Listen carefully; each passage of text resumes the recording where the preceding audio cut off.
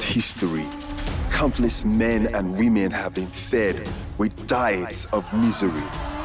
Yet a few, despite of bitter handouts from hands of fate, found sweet nourishment in discovery of faith. The antidote converting fears and tears into visions and missions. They dare to go against the grain to find pleasure processed from pain.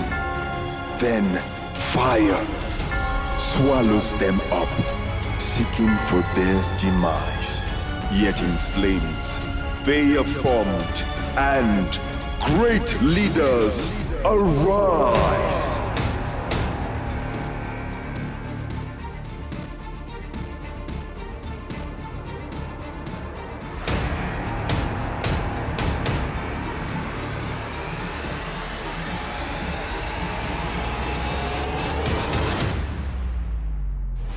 Faith without works kills. One thing that separates a miracle leader from a leader that will inspire is the desire for more.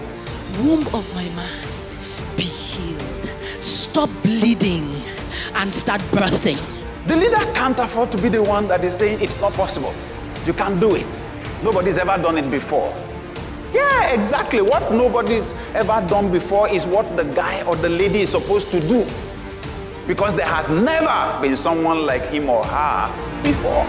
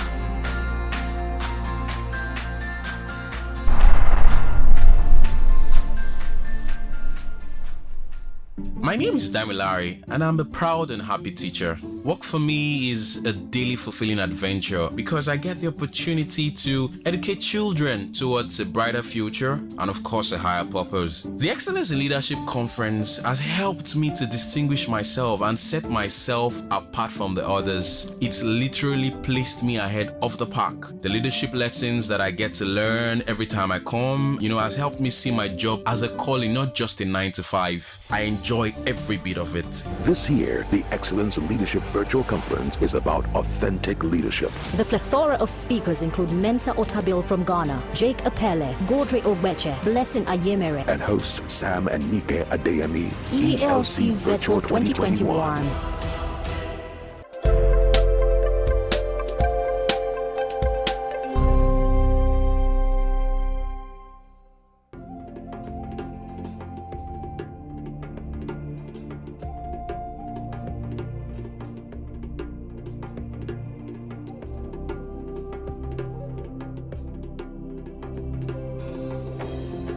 I wake up with a smile each day. Positive for my mindset, oh no. Put this smile on somebody's face in my own little way. And I go there for you, my brother. No need to feel alone. Go there for one another. But this is journey where we did.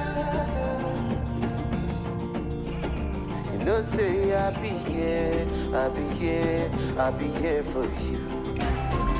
And I go there for you, my sister.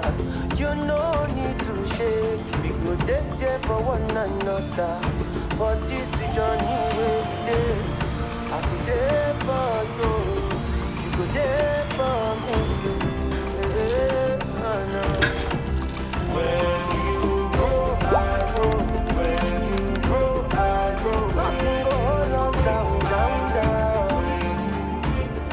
We are a family, always there for one another. Join us. D-Star, raising role models.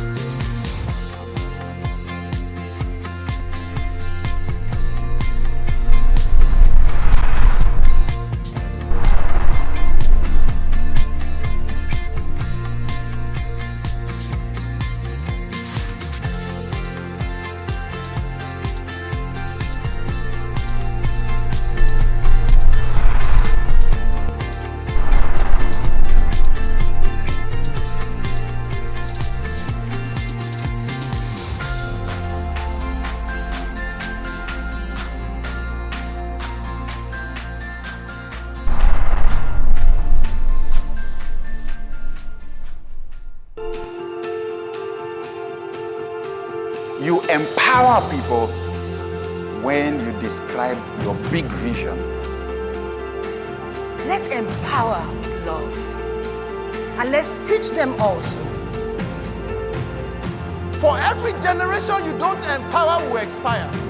If they don't expire, they will explode. If they don't explode, they will destroy. Every time you train someone, that training you cannot take it back. But guess what? They become more valuable everywhere that they go. Your greatest source of influence is your character. So do you lead by example or do you follow through on your commitments?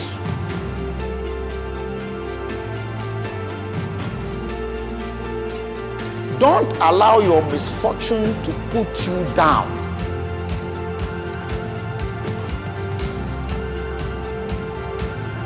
When I told my mother that, Mama, don't worry, you go see me for television. How about all of you see me for television now?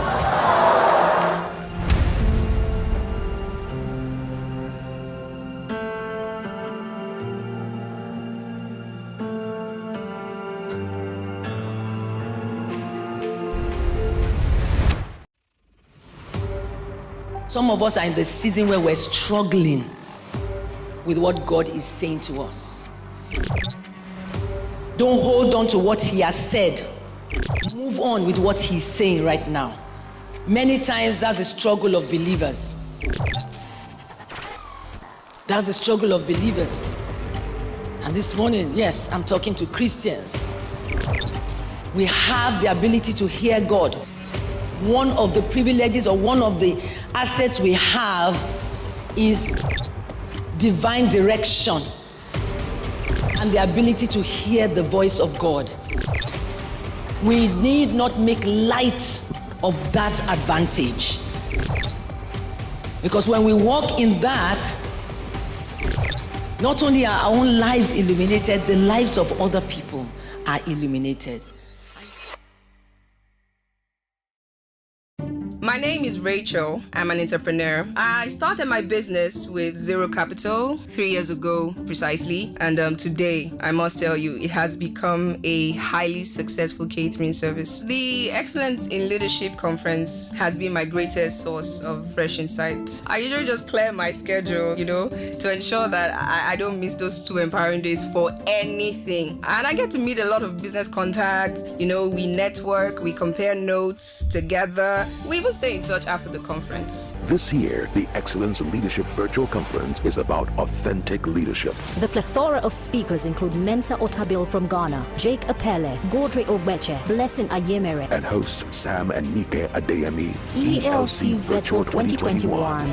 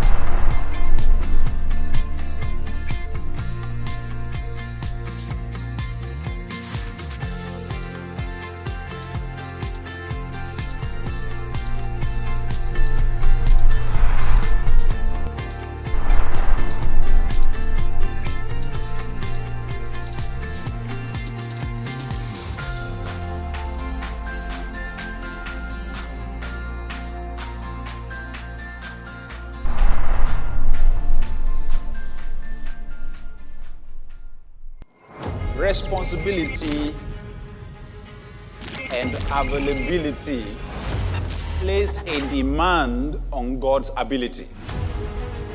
Whenever God finds someone who is willing to accept the responsibility to solve the problem for the whole group, or for the city, or for the family, or for the nation, God usually supplies his resources to those people.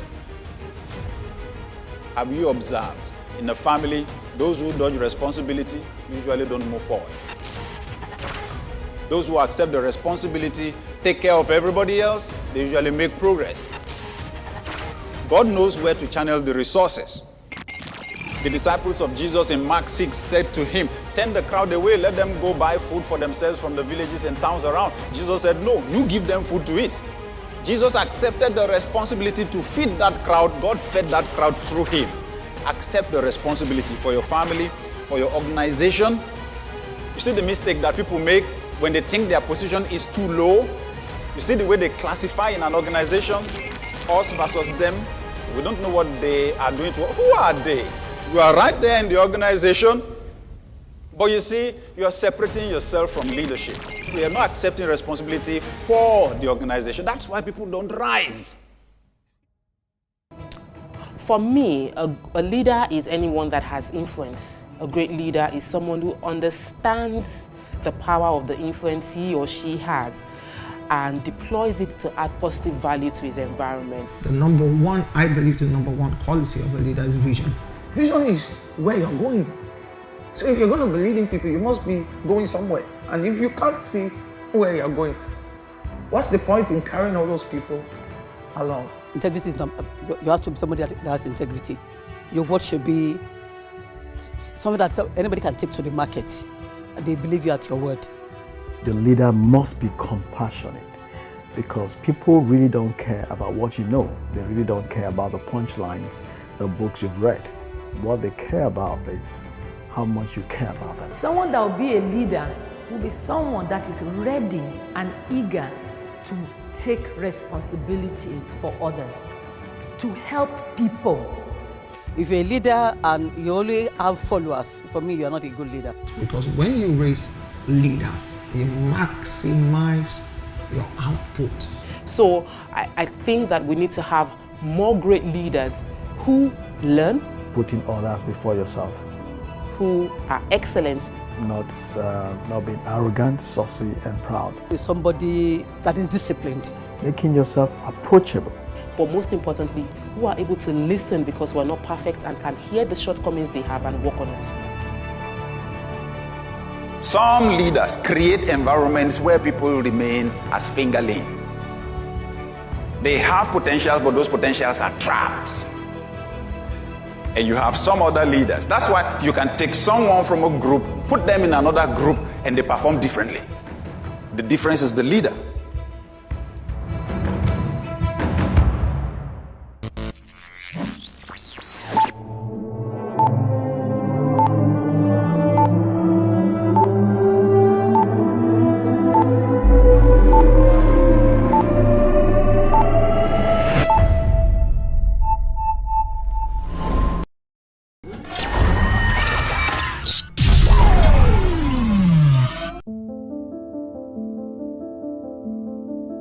Welcome to Africa, home of civilization, where ancient leadership models have endured for generations. From the nuclear family with Papa the strong head and Mama like a palm tree waving at his side with the rod and the staff, their children have been bred, and the gray hair with wrinkles the adults will reveal. Welcome to Africa. Amidst the clans and villages, we could boast that the orphan child was a rare kind to find, for it is said it takes a village to raise a child. On a larger scale, the chiefdoms succeeded by magnificent royal stools, presiding over communities, leading, governing, crafting laws. This is how we were led in this hot zone. Yes, this is how we rolled. Till we were found by the world And then we struggled to harmonize new ways from countries across the Atlantic. We were given democracy, the people's government. But though it has brought a few good wins, mostly losses were triple. With wide-scale looting of resources, triggering the juntas coming who dictate laws with their proud guns, and liberty. Oh, liberty is shunned. It's been a dance between these two alternating roles in Africa's rule, and strangely, we have seen this play out in the corporate world too. Thus, we have stood on these landscapes over the years, confident in the solid field of our fears. Though we played with change on the fringe, we really didn't want it to get us unhinged. We felt sure its distant tremors could not be near until that tiny virus, a humongous giant, shredded the fabric of leadership across all strata like a true tyrant. And so, we became as wandering clouds, locked in isolation and vanity. It became hard to breathe in the thin air of despair. Chaos set in. As many leaders in a bid to gain airspace, hovering in the new ways, began to cut followership, plucking the feathers of their faithful servant brothers so that they could soar on the wings of others. Other leaders, crafty opportunists, quickly gauged panic meters and became alarmists, flying disinformation around, and people paid for their service with worries that abound.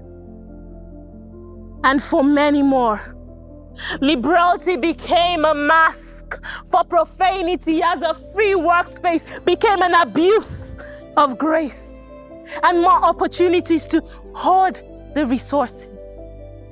And now, as this humongous giant gradually fades away, leaving in its wake expressions of our leadership weaknesses, the question is, what is authentic leadership? Leaders who will take their flock into these unknown lands must bear them upon faith-filled wings, the substance of things hoped for, like a father's honest guiding hand and the mother's loving charm. So when followers drop, they will dive down from the top and take their people right back up, because their sheep are true assets that should never be lost.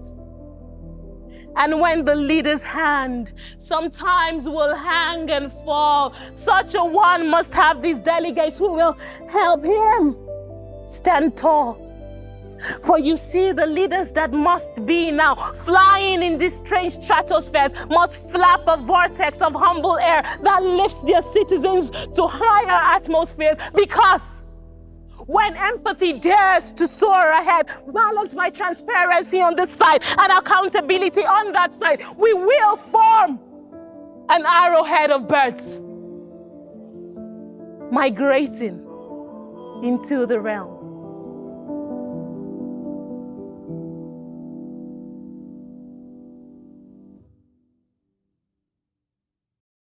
Introducing Dr. Sam Adeyemi. What qualifies a clergyman to be recognized and mentioned on the invite-only Forbes Coaches Council? Raising leaders. After more than 25 years as a dynamic teacher, success coach, leadership consultant, and pastor, added to his excellent leadership and success power broadcasts, it was only a matter of time for the Daystar Leadership Academy, DLA, to be established, and has raised more than 40,000 leaders.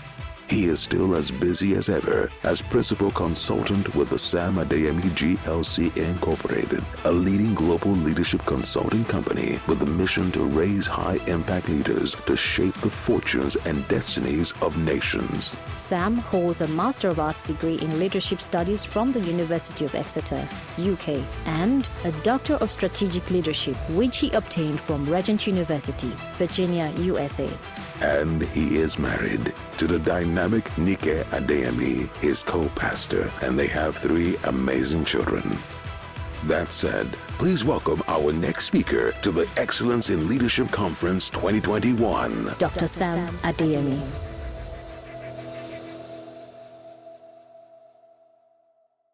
Good morning, good afternoon, good evening, depending on where you are around the world. A very special welcome to the Excellence in Leadership Conference 2021.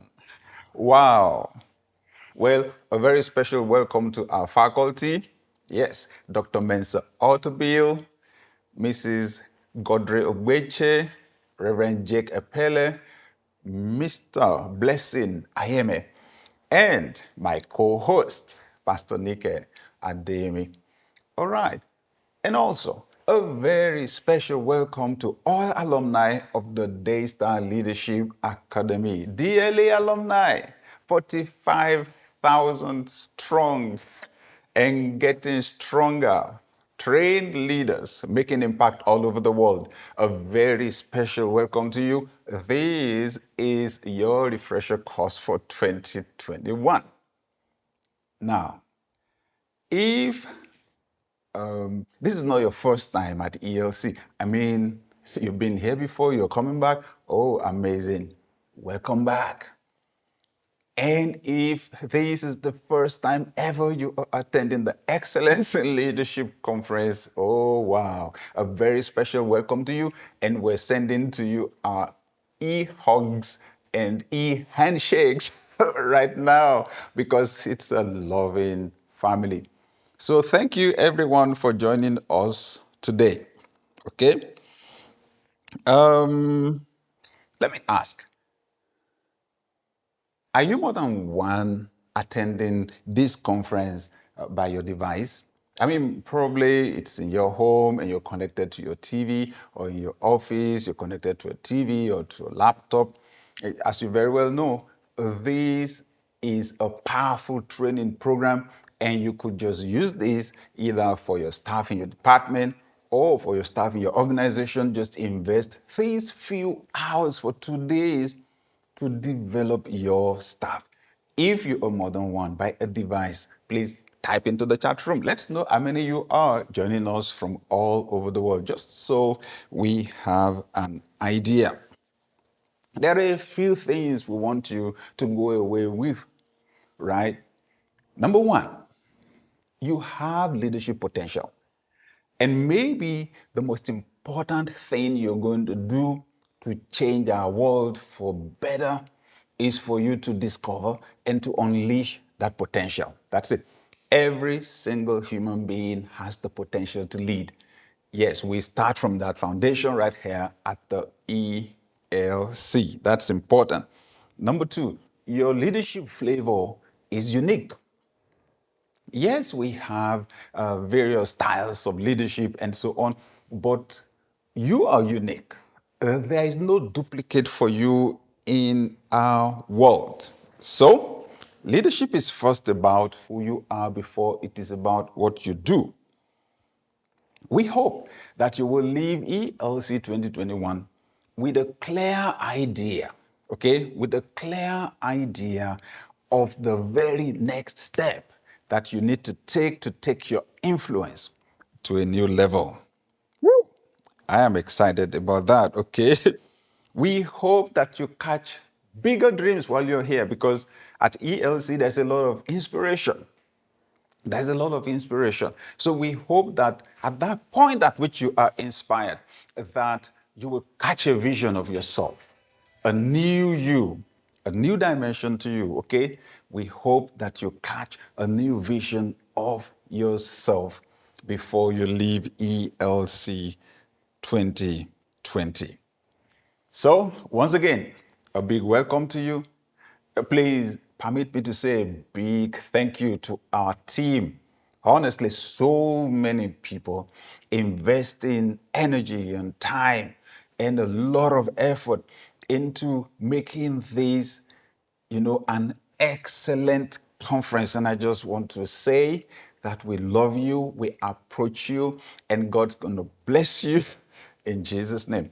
The ELC is attended by people from all races, all geographical locations around the world, people of different faiths, and we just want to encourage as we interact online. This is very important. We have people managing our chat rooms. We just want to ask that we treat one another with respect. That's absolutely important. We are all here to learn, and you just never learn anything without humility, okay? So I ask us to be courteous in our communication online. This is going to be a very interactive session, okay? Very interactive. And when you get a point, a punchline, tweet, okay? Post, okay? And please always remember to put quotes, put the name of the person speaking, that's their handle on the social media platform you're on, and tag at Daystar NG, and please put the hashtag ELC2021. All right? You might even start right now and say, ELC 2021 has started, just to remind people to join us right now. Once again, a big thank you to you for joining us these 2 days. This is going to be a life-changing experience for you. Thank you.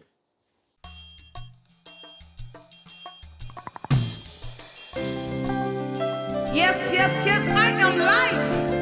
I'm a city set on the hill. I cannot be hid. That's who you are.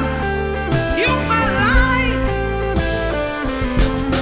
There is an army raising the champion, mending the broken, leading the way, changing the narrative for her generation, providing solution in every way, breaking the cycles of negativity. We are a people shining in the dark. Yes, we are rising to the occasion. We are a people breaking the norm. I am light, a city set on the hill, it shines so bright for the world to see. No longer bound now, no limits.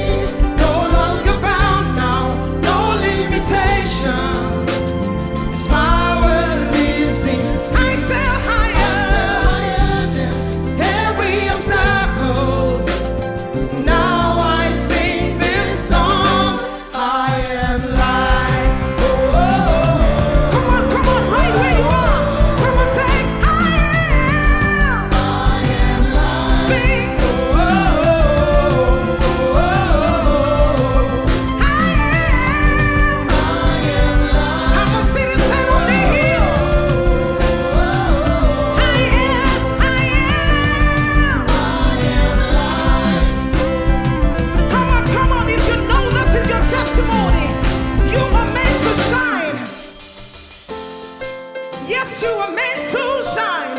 Arise and shine, for your light is come, and the glory of the Lord is risen upon you.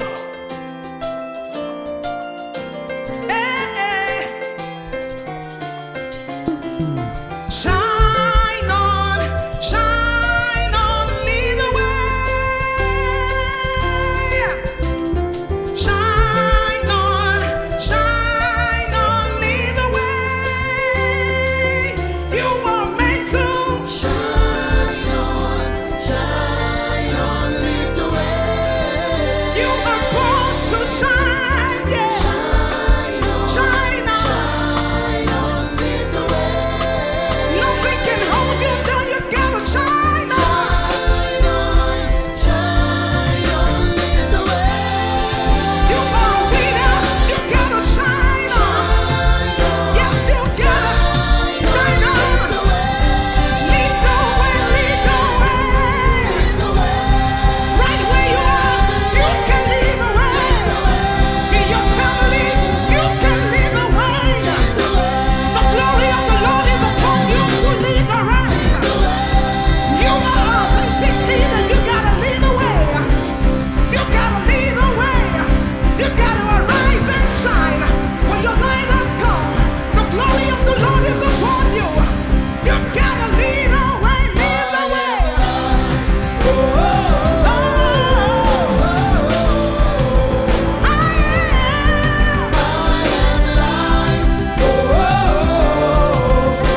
Let me hear you say, oh, I am light. Hey, I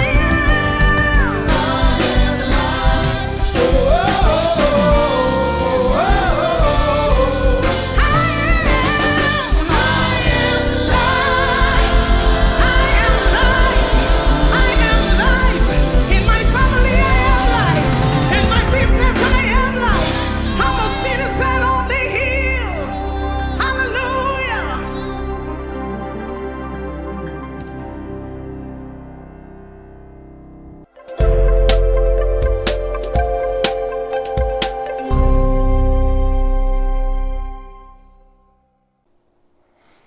Welcome. I heard this story several years back about a member of one of the security agencies that was sent on training at the United States. And that training was about fake currencies, okay? Because you know it's a major problem and it's global, worldwide. Practically every currency has fake versions being produced. So he went for this training. There were people from several countries there, and they wanted to train them to be able to spot fake currencies. He was expecting that they would bring as many fake currencies as possible from different countries.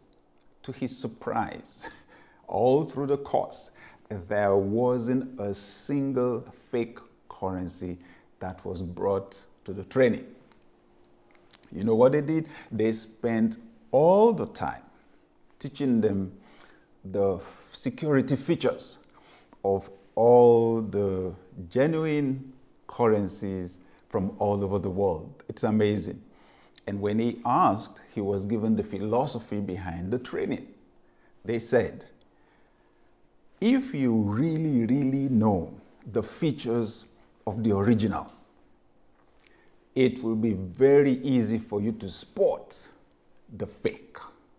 Oh, wow. So this is the principle. And honestly, that has shaped, my thinking through the years. The more you know the original, the easier it is for you to spot the fake. Of course, we are here to discuss leadership. Oh, by the way, that's a good one for tweeting right there or posting.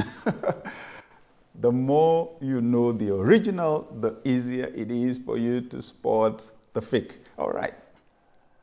We are discussing leadership, right? Good. We're discussing leadership. One challenging thing I found about human nature tends to focus more on the negative than on the positive. I say that again. Human nature tends to focus more on the negative than on the positive. And honestly, that robs us of the capacity to recognize the negative for what it is. This is really, really important. Okay, so a lecturer or professor walked into his class and announced to the students that he was giving them an impromptu test. So he distributed sheets of paper. The test was on the sheets of paper, but he put them on each person's table face down, told them to wait until they would get the signal to start. When he told them to start the test, everybody turned the paper right side up. All they saw on the piece of paper was a dot, a black dot. So the professor said, I want you to describe everything you can see on that piece of paper. Okay? So he gave them time and they were busy, you know. And then when they were done, he took the answer scripts from them, you know, promised them, you know, I'm not going to add this to your grade, so you don't need to be afraid, okay? But he said he was going to read out the answers. Everybody took their time to describe the black dot. So he said to them, how come all of you are busy trying to describe the dot when that is not all there is on the page? In fact, the white part of the page is even much more than the black dot. He said, I'm just trying to get you to understand something about human nature. By default, you're likely to go for the negative than for the positive. Okay, so as we discuss leadership, authentic leadership, I just want us to be self-aware that our nature tends to pull us towards the negative much more than it tends to pull us to the positive. Okay? So the COVID-19 pandemic struck in our world in 2020, early part of 2020, and honestly, it has shaken leaders to their core all over the world. Leaders have had to deal with and are dealing with situations, scenarios that we never experienced before. Only few people on our planet had ever experienced a global pandemic before 2020. Few people were on this planet in 1918, okay, between 1918 and 1920. So we just didn't know what to do. Most leaders did not know what to do. But I'll tell you one thing that has been apparent, and it is that the character and the values of leaders have been brought out into the open. The challenges forced out what leaders believe, their values, okay, in the course of this time. It forced out the character, it forced out the level of competence, okay, the levels of competence of leaders, and it has even tested the capacities of leaders. Okay, tested the capacities of leaders. It's amazing. So we have seen bad leadership. That's the truth. We have also seen good leadership. And now, let's use the words that matter to us at this conference. We have seen authentic leadership. We have seen fake leadership. All right? You know the amazing thing I also found out about leadership? It is that leaders tend to have this hypnotic influence on all of us. You think about it. How many people in your country occupy positions in government? From the president to the National Assembly or Congress to, yes, the houses of assembly or Senate at the local level and so on, or the regions. You add all of them together, and even the local councils, add all of them together. They are a minute fraction of the population of your country. Am I right? That's the way it works. Minute fraction. Yet, our whole focus is on them. And then the rest of us just feel powerless, like nothing can happen except these people do it for us. They are like that small black dot. The rest of us are the white space. And I'm simply saying, if each of us will accept the responsibility to do what we can do to discover and to exert our influence, okay, we could begin to shift things in the right direction in our countries. I remember the Chinese proverb that says, don't curse the darkness, light the candle. Again, I love it. You know why? Because human nature, remember, by default focuses on the negative. So what we have the tendency to do is to curse the darkness, is to complain, is to curse the people in government, in fact. It says, but that's not going to solve the darkness problem. The smart thing to do is to look at the candle, set it on fire, light it up. Okay? So it is my fervent desire that at ELC 2021, your candle will catch fire, that you will be enlightened, that something will happen to you that will allow you to unleash your influence on our world, and that fake leadership or bad leadership will begin to reduce in influence, and good leadership will begin to increase in influence. The arrival of the genuine is the burial of the fake. You know, sometimes you have the fake like that being celebrated around, it's the champion, and so until the original shows up. The arrival of the original or the genuine is the burial of the fake. Rather than complain about how leadership is not being done well, can some of us just rise and do it well right now? Awesome, awesome, awesome. You want our world to change for the better? Become a good leader. That is our call at ELC 2021. Become a good leader. I am grateful for my leadership journey, especially given the fact that I have a reserved nature. I am introverted. When I was a teenager or when I was very young, if you put me in a group and you asked someone to volunteer to be the leader of the group, I would be the last person, okay, to volunteer. I believed that the people that were outgoing, friendly, outspoken were better leaders. In fact, they were born to lead, actually, and the rest of us were born to follow. Until the day I was given a book on leadership, given a book by an elderly reverend gentleman. I will never forget him, because while reading the book, the author said, forget all those theories from Plato and Socrates and Aristotle that few people are born to lead, everybody else is born to follow. He said every human has the potential to lead. He listed the qualities of a leader and said, can you see that you have some of them already? The ones you don't have, you have the capacity to develop. And truly, I found out I had some of the qualities already. My self-esteem soared, confidence built in me. I began to see myself in a new way. And that's the call to you. That's the call to you, okay? You have the potential already. You already have some of the qualities of a leader already. Don't be hypnotized to believe that it is only people that occupy leadership positions that are leaders. Those ideas have expired. In fact, the discussion is not about leaders anymore around the world. It is about leadership. Because at the end of the day, it's a culture. It's a culture. It's a belief system. It's a belief system, all right?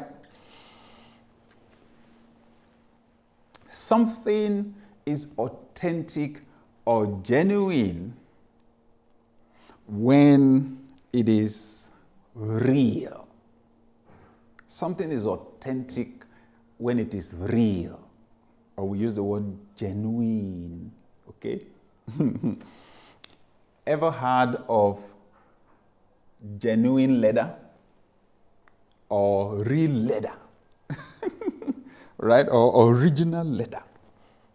I'm sure you have. Have you heard of fake leather before? Absolutely. Oh, yeah? Did you just look at your bag or your shoe? Yes. So the big question here is, how do you recognize original leather? Because when you know real leather, you will be able to recognize fake leather. And you know the interesting thing here, our discussion is about leadership, and the words sound so close. The words leather and leader sound so close. So, since we're discussing genuine leadership, maybe we can draw. What do you think? I think we can draw some lessons from the qualities of genuine leather. Maybe that will help us to identify genuine leaders. All right. So let's learn from the authenticity of real leather.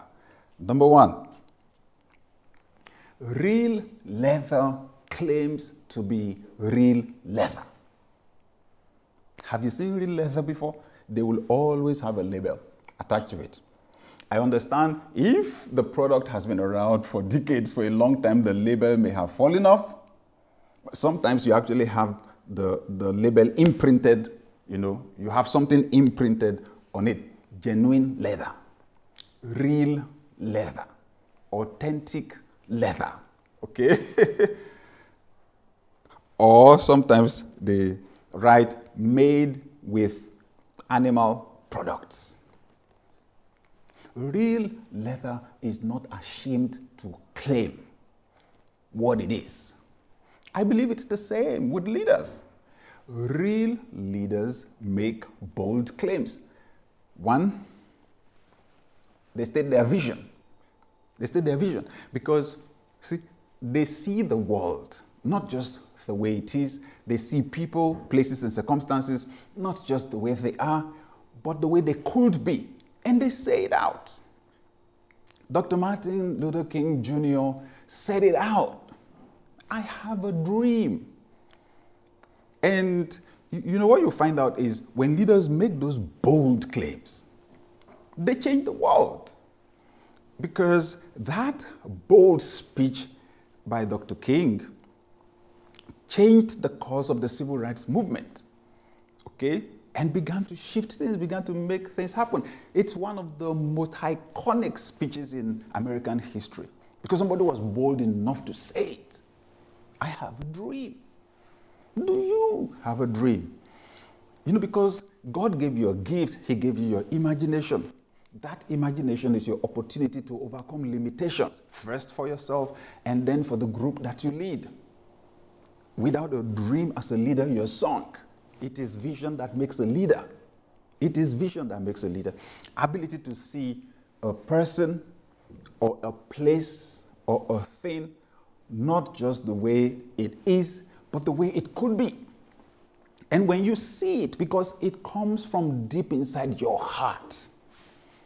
It comes from deep inside your heart. When you see it, when you see a new you, when you see a new situation, a new reality, you are bold enough to say, because that is what makes you original. Real leaders are bold enough to claim their values. Okay? If they value integrity, they say it. If they value honesty, they say it. If they value excellence, they say it. Okay? If they value loyalty, they say it. They make a bold claim of their values because those values, the principles and standards that govern your decision making and your behavior, they make the fulfillment of the vision possible.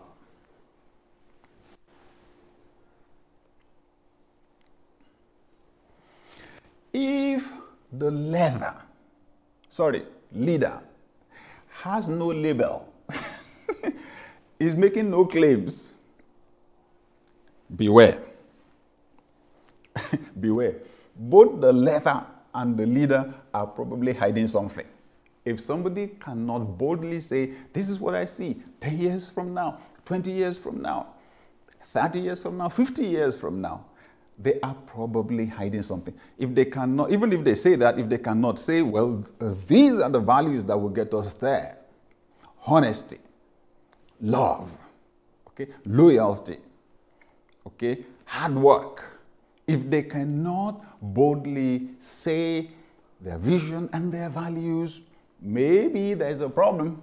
You don't want to buy something that doesn't have a clear label. Oh, by the way, authentic leaders are originals. They're not imitation. They learn from mentors. They're inspired. Yes, some things are principles. They're not owned by anybody. Yes, they copy those. But at some point, they identify the fact that they are original. And they won't be genuine leaders except they follow their unique vision and their values. Right? Number 2, genuine leather has surface grains, wrinkles, and imperfections. If you understand the way leather works. Genuine leather has surface grains. Okay, those are just knots. You see them on skins, you see them on animal skins, you see them on trees. They're just grains, okay? They're there, just put there by nature. They have wrinkles. They have imperfections. Why? Because real leather comes from an animal. And the animal most likely would have experienced bruises on its skin. It may have run into the sharp edge of a stick somewhere. It may have fallen on a rock, or a rock may have fallen on it. It may have been involved in fights with other animals. It may have been bitten by another animal, okay? It may have been scratched by the nails of another animal, okay? So those create imperfections on the skin. You know the amazing thing? Those imperfections do not remove the quality of the leather. Actually, they validate the genuineness of the leather. Wow. Oh, wow. Honestly. Each of those bruises and scratches and wrinkles represent unique experiences. They tell the story, or they capture or reflect the story of this particular animal from which the leather came. Beware of the leather that looks perfect. It is most likely fake. Okay, sorry. We're talking about leaders. Beware of the leader that presents himself or herself as being perfect, presents their lives as being perfect. You know the amazing thing? I actually thought when I started out on this journey that was what people expected. My assumption was that people would lose their respect for you if you were vulnerable, if you told your story, okay? If you were honest to admit that you have weaknesses or that you made mistakes before. And honestly, I have come to discover every sane human being knows if you present yourself as being perfect, you're lying. So, how do we recognize authentic leadership? Authentic leaders are vulnerable. Authentic leaders have stories. Authentic leaders have failures and successes, and they own them. At the end of the day, authentic leaders see their bruises and their scars as badges of honor. Woo! They see them as badges of honor. Wow. Each person has a unique story. Own your story. Own your story. It is not a crime to have made mistakes. The crime is for you not to learn from the mistakes and to make up your mind that you're going to improve and be a better version of yourself. Take this.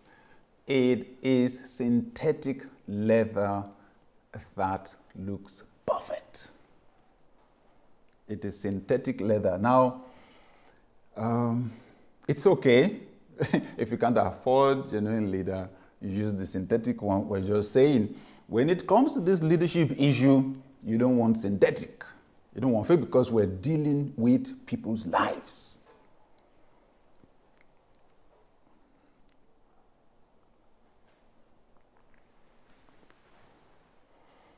Wow. It is synthetic leather that looks perfect.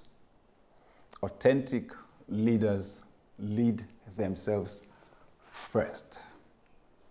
Authentic leaders lead themselves first.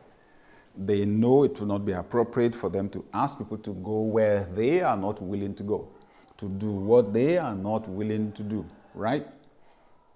So, authentic leaders have self-awareness.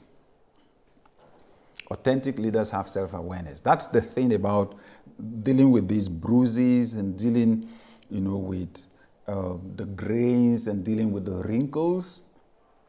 Authentic leaders have self-awareness. They are aware of their strengths. They are aware of their weaknesses. They make a commitment to improve on their weaknesses, but then they leverage their strengths in amazing ways through service.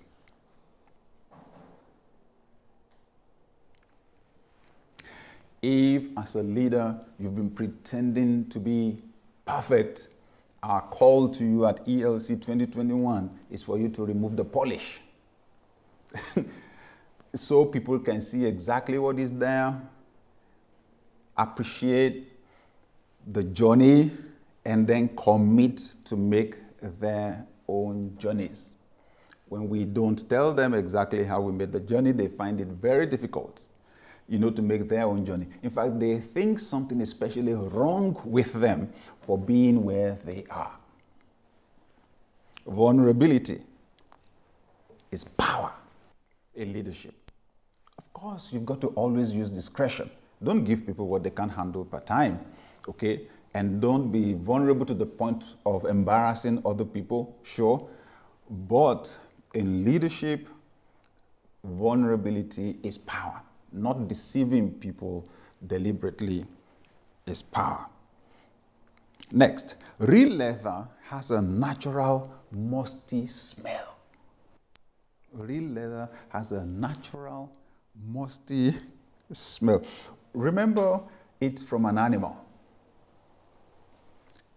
The synthetic one, the one that is not real, smells like chemical, smells like polish.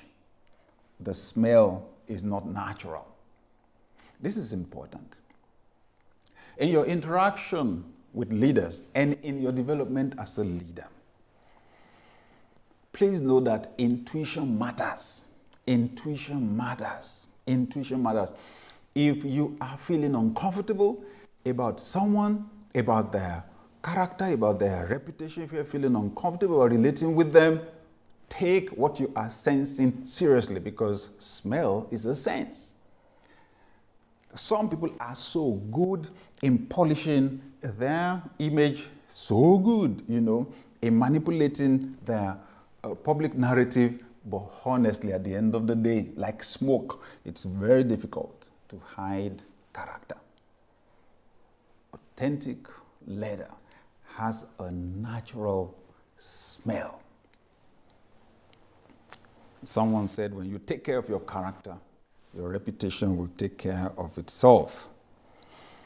Another one, real leather responds to fire differently from the one that is not real.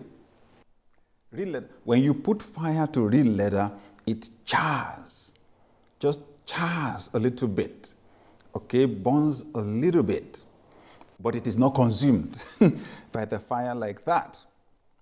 And it smells like burnt hair. Synthetic leather usually catches fire wholesale because it's made from chemical. Listen, one of the major things you notice about leaders is the fact that they experience adversity like everybody else. They do. But what adversity does to the authentic leader is different from what it does to the one that is fake. Adversity tests the character of a leader, but it does not consume the leader. If your motives are pure, if your intentions are right, you will come true. But for the person that is hypocritical, that is pretending, everything goes up in smoke. Whatever it is they've been building goes up in smoke once the fire of adversity is applied to it. Adversity reveals our values. If we value money over human life, adversity will show it. If we value power over human life, adversity will show it. If we value our own success more than other people's success, which is absolutely antithetical to leadership, adversity will show it.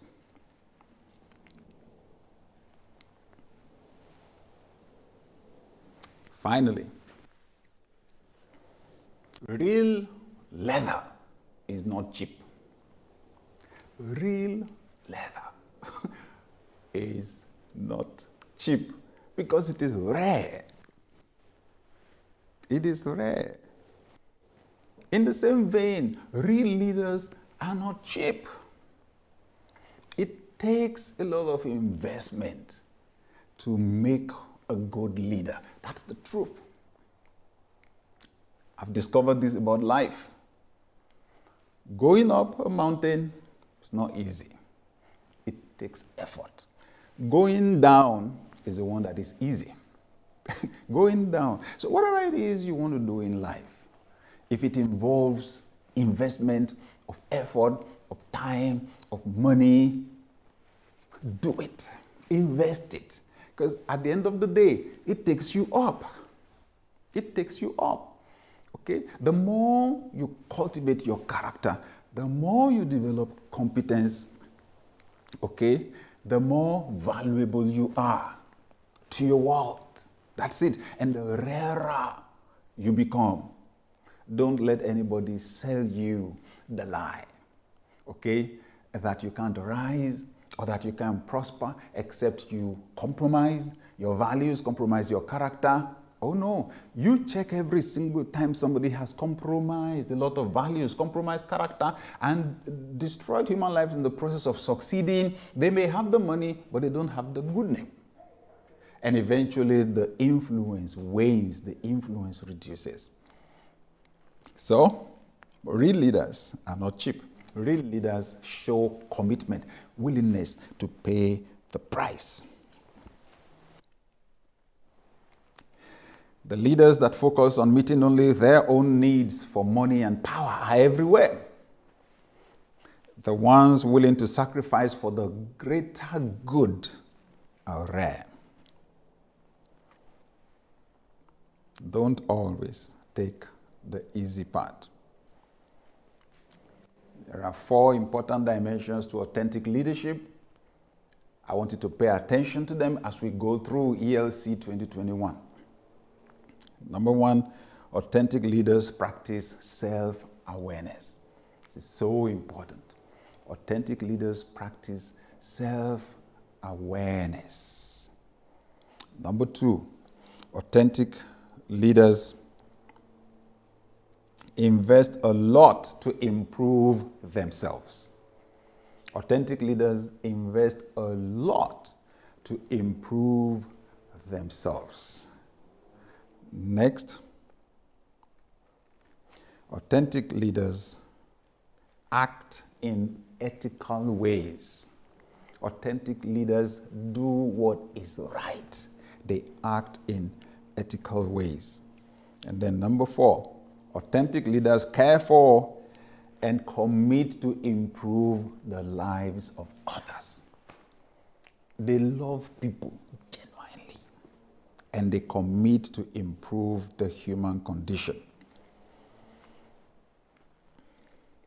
I have only laid the foundation, and it is my firm hope that you will be challenged at ELC 2021 to get in touch with your inner self, with your innate gifts, with your talents, with your unique story, and with the fire of desire in your heart to see the world change. And I hope that you will be inspired to make solid commitments, to do whatever it is you need to do to pay the price, to become a better version of you. And it is my firm hope that you will get the courage to start, the courage to move, the courage to dare.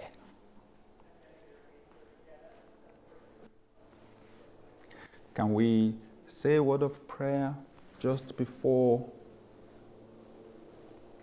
we go? Lord, we're grateful for ELC 2021. We thank you because at the end of the day, changing ourselves is a difficult job to do. You are the one that has the power to transform. So we ask that you give each one attending ELC 2021 a personal experience. Make it a place of discovery. Make it a place of transformation, and make it a place where we get the courage, the boldness to step out there and to make our world a better place. In Christ's name we pray. Amen. All right, welcome to ELC 2021.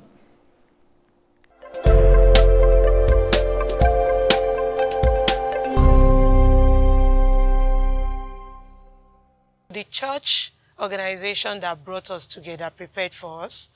They knew we were Muslims. I'm not the only Muslim in my set. They knew we were Muslim, and they made the environment convenient for us to be able to learn. My name is Sidikat Folami. I'm a fashion entrepreneur, a dressmaker, alterationist, and a fabric manufacturer for purposes. I'm a happy wife and a mother of 2 lovely children, a boy and a girl. Before I came for the DLE courses, because I did the basic, and the experience that I had with the basic made me take that decision that I don't have to waste time. I have to come for the executive classes.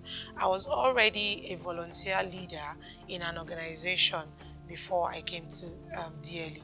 And my experience in DLE, going back, I was a new leader entirely because I was able to organize a lot of things. My communication skills changed, and I learned so much from the different trainers that we had, especially, in fact, during the national development and the transformation courses.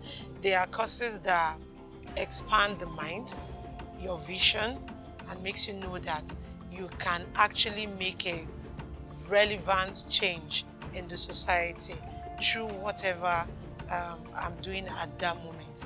It is a really good experience, and not forgetting that we have to take care of ourselves, the legal issues that we have to put in mind, and also putting our families as part of our success stories.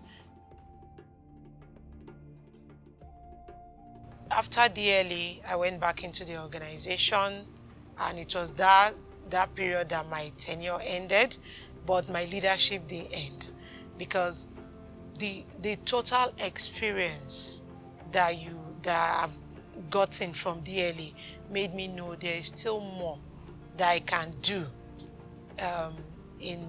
for myself. So I realized that whether I'm in position in that organization or not, I still can make change in my society. There is nobody that will go through the transformational course and you will not tell me you are not seeing a different picture, because that course has something to do with your vision.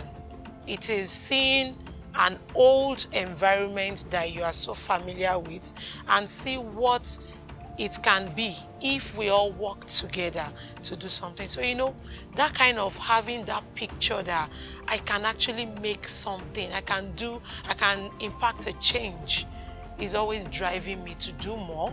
And I'm always coming up with one form of course, one form of coaching system, just to make impact. DLA is not just for leadership. It's for personal development as well. So you coming to DLA is going to expand the scope of your mind, the way you see your environment, the way you see yourself, and the way you even react or respond to your environment. So one word that I will leave with anybody coming to DLA is to take the course. It's a very good experience that you will not regret, and it's very affordable. In fact, I think it's free. To me, I think it is absolutely free because what we paid is very, very small to what we experienced.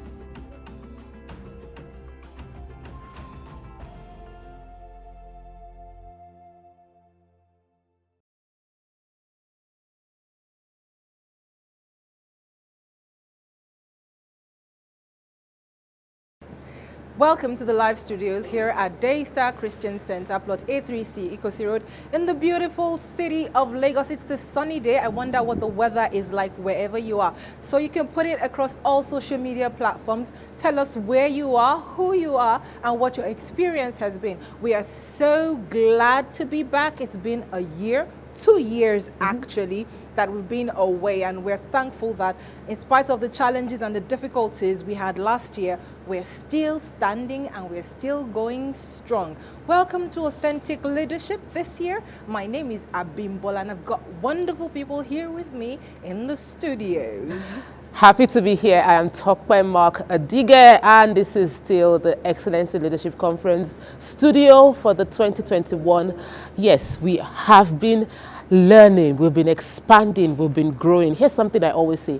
Every time that I come to ELC, and I've been here for many years, my leadership quotient always increases, and I've learned a whole lot. I was just taking notes. It was like I was writing and writing and writing and writing and writing, and I'm sure some of you have learned something and you also took notes. Please don't forget to share those information with us. Whatever touched you, let it touch us as well. The person that will be taking all your comments as it comes is none other than our newly wedded Bukumi. We call him the preacher. Thank you so very much. I have to speak like a married man now. And speaking of the marriage, I think I'm ready now to cancel single people. So if you are single out there, please, Bukumi, how many days are you in this marriage just then? A few days, but I feel like I'm a leader already in that aspect. So a few days and he's already a leader. How mature is your leather? Because yes, how many wrinkles does your leather have? With leadership, so I'm there now. You're getting there. You will get there. Okay, so we. Incidentally, and by the way, that's something I've been trying to do. Thank God I'm left-handed. So if you see me do like this often, it's just me trying to shoot the ring. Okay, he wants you to see the ring. Yes. So if you see a twinkle, is the ring that is twinkling on Bukumi's hand. Oh gosh. Please. Okay, so yes. It's still the Excellence in Leadership Conference here in the city of Lagos. We're talking authentic leadership. When I first heard authentic leadership, I was wondering what's authenticity got to do with leadership? I mean, leadership is leadership. Wherever you are, however you are, you're a leader if you're a leader. So what's authenticity? But when he talked about leaders, I like to say leaders and leather. Leather. That's how it is. I mean, I'm a lover of leather. I love leather, pure leather. So I really can identify with it. And for me, the first thing he said, yes, I remember, that caught my attention is that leaders can be hypnotic. Can be hypnotic. I mean, and that happens to us everywhere, especially especially when you like the leader. You would just believe anything they say. You would believe they can do no wrong. Then I like the other side of that story, which is that true leaders acknowledge that they are not perfect. Yes.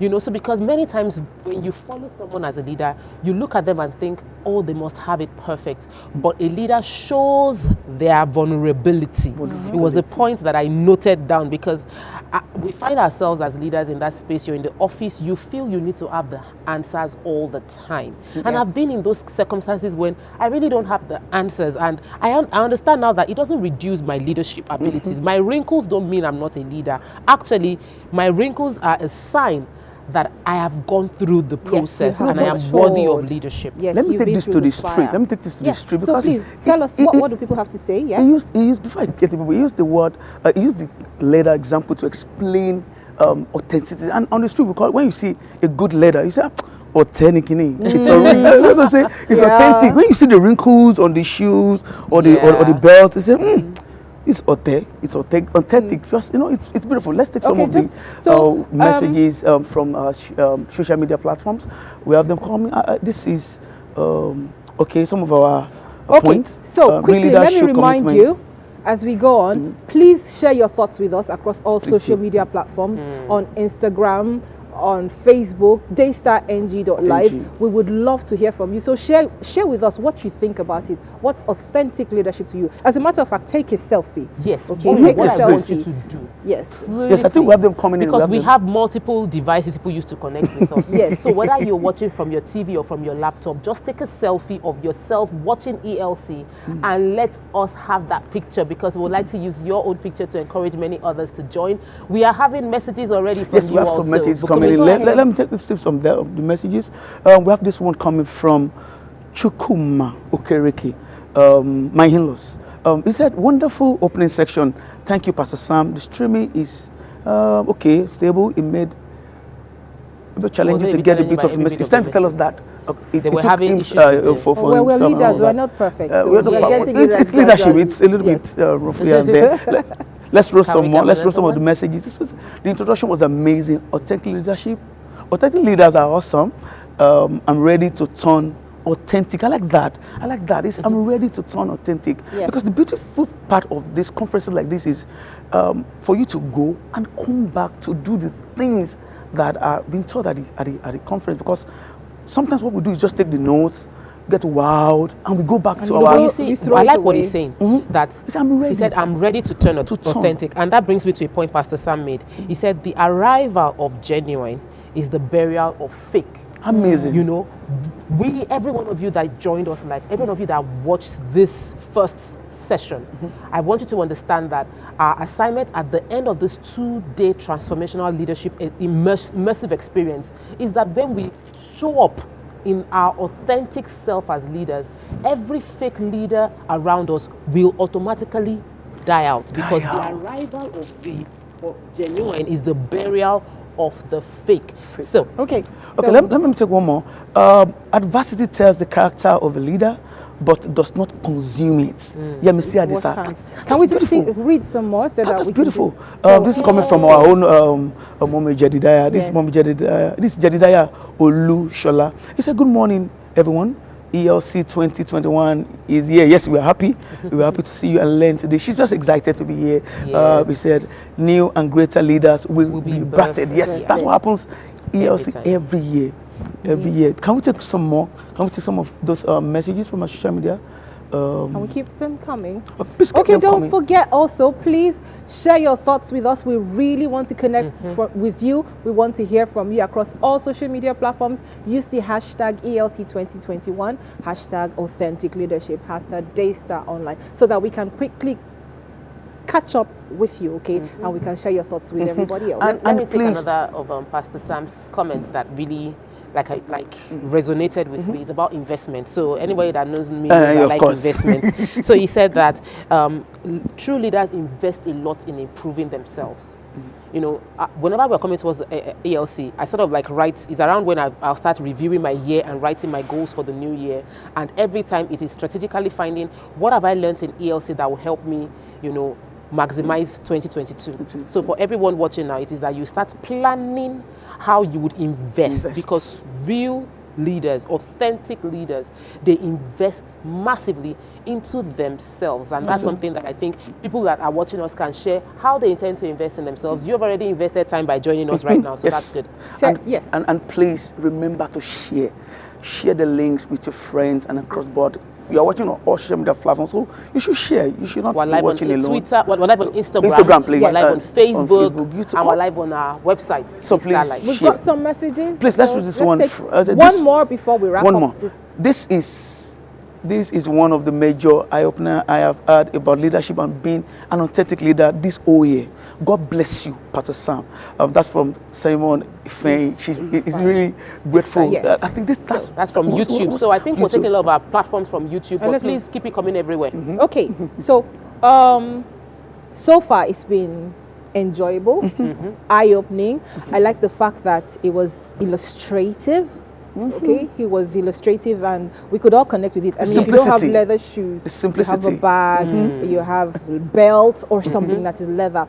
But we've got to really go now because we've got another session coming up. We could go on and on and on about this next session. I know who it is, what it is about, but I have an idea. But let's not just go on and on, okay? We'll just wait for this and just take a look at who's coming up. Love. The most powerful thing in the world, yet the most complex. Little wonder then why an entire life will be dedicated to it. Let me ask you this. What has love got to do with leadership? Just wait till you hear Nike Adeyemi. Nike speaks and ministers all over the world. A voice of love and healing to nations. Her passionate aim is to liberate, heal and empower individuals, organizations, communities and nations. To her, true love is authentic.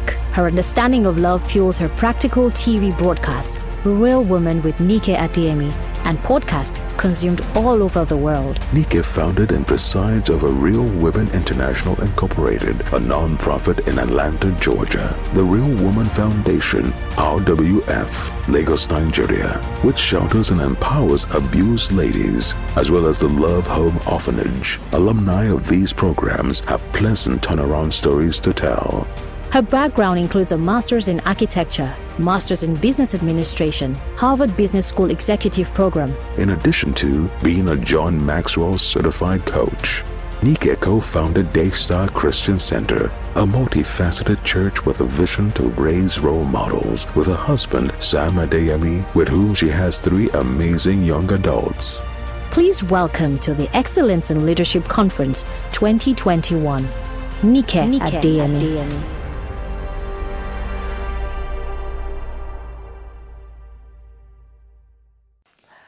Hello, everyone. It's a pleasure to be once again at the ELC Excellence in Leadership Conference. And this is 2021. And it's been amazing so far, right? Our previous speaker, who is, of course, our host and convener of this conference, has laid a great and solid foundation. And I'm going to move on from here. My message, as oftentimes, will be targeted towards young people, will have young people in mind. Because if we are going to talk about leadership, authentic leadership, if we're going to talk about leadership, then we're talking about the future. We're not just talking about leaders now or past leaders, but we're talking about future leaders. We're talking about what kind of leaders are we raising. The theme is authentic leadership. And I'll be looking at how to be a caring leader. How to be a caring leader. Today's authentic leader will not be the one with a stiff upper lip. It won't be the one with regalia, pomp and pageantry. It won't be the one that carries, the office, the title, bossing everyone around. The authentic leader of today and of the future will be a servant leader, will be someone who serves, people who serve, male and female, people who care. If you want to be a leader, you must love people. If you don't love people, if you don't care about people at all, then you have no business in leadership. But there's something I always like to say, and that is that everyone can be a leader. everyone can be a leader, but we must have in mind that we are serving. We must have in mind that we are serving. So when we have the picture of a leader, it's not just about that person going in front, because everybody can't be number one. There must be number 2, 3, 4, 5. So leadership is not just about that one that is in front, that looks, bigger than life and all that. There are those who will serve from behind, and we would see there's room for everyone. If we think of leadership in terms of service and care, then there's a place for everyone. And you might ask, how can I care for everybody in this world? I can't care for all the people in this world. The important thing is for you to care for or care about the people that you lead. And that's why it's important to know what area are you to function.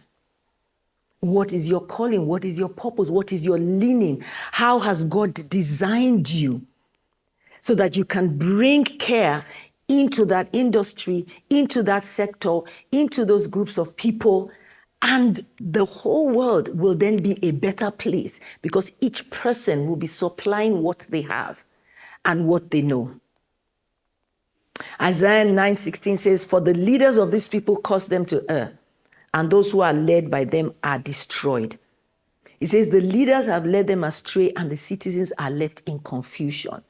Now, we're not just talking about government leaders. So there are government leaders. If you're a government leader or you're aspiring to be a government leader, you must love people. And you must be interested in their welfare. If not, do not go into politics. Don't go into leadership in that sector. Don't plan to be a public servant. So if you want to be a mayor, if you want to be a local government chairman, and all of that, and leadership in the government sector at all levels, then you have to love people. You must have in mind that I'm coming in here to make life better for the people that are there. So we're not saying that be the leader of the whole world or be the leader of a whole country. Yes, if you're vying to be the president, then you're going to be leading the whole country. But what we are saying is care for the people that you are assigned to. There's a very interesting story in the Bible, and I always like that Jesus used stories and parables to, illustrate, to teach and to lead his disciples. He had his disciples. These were the people that he walked with when they were on earth. He picked them and he would teach them and train them because he knew that he would release them to, in turn, train others and impact others when he, after leaving the earth, after leaving this world. So while he was on the earth, he had these ones that he focused on and poured into. Obviously, he cared about them. He did care about them. And because he cared about them, he taught them.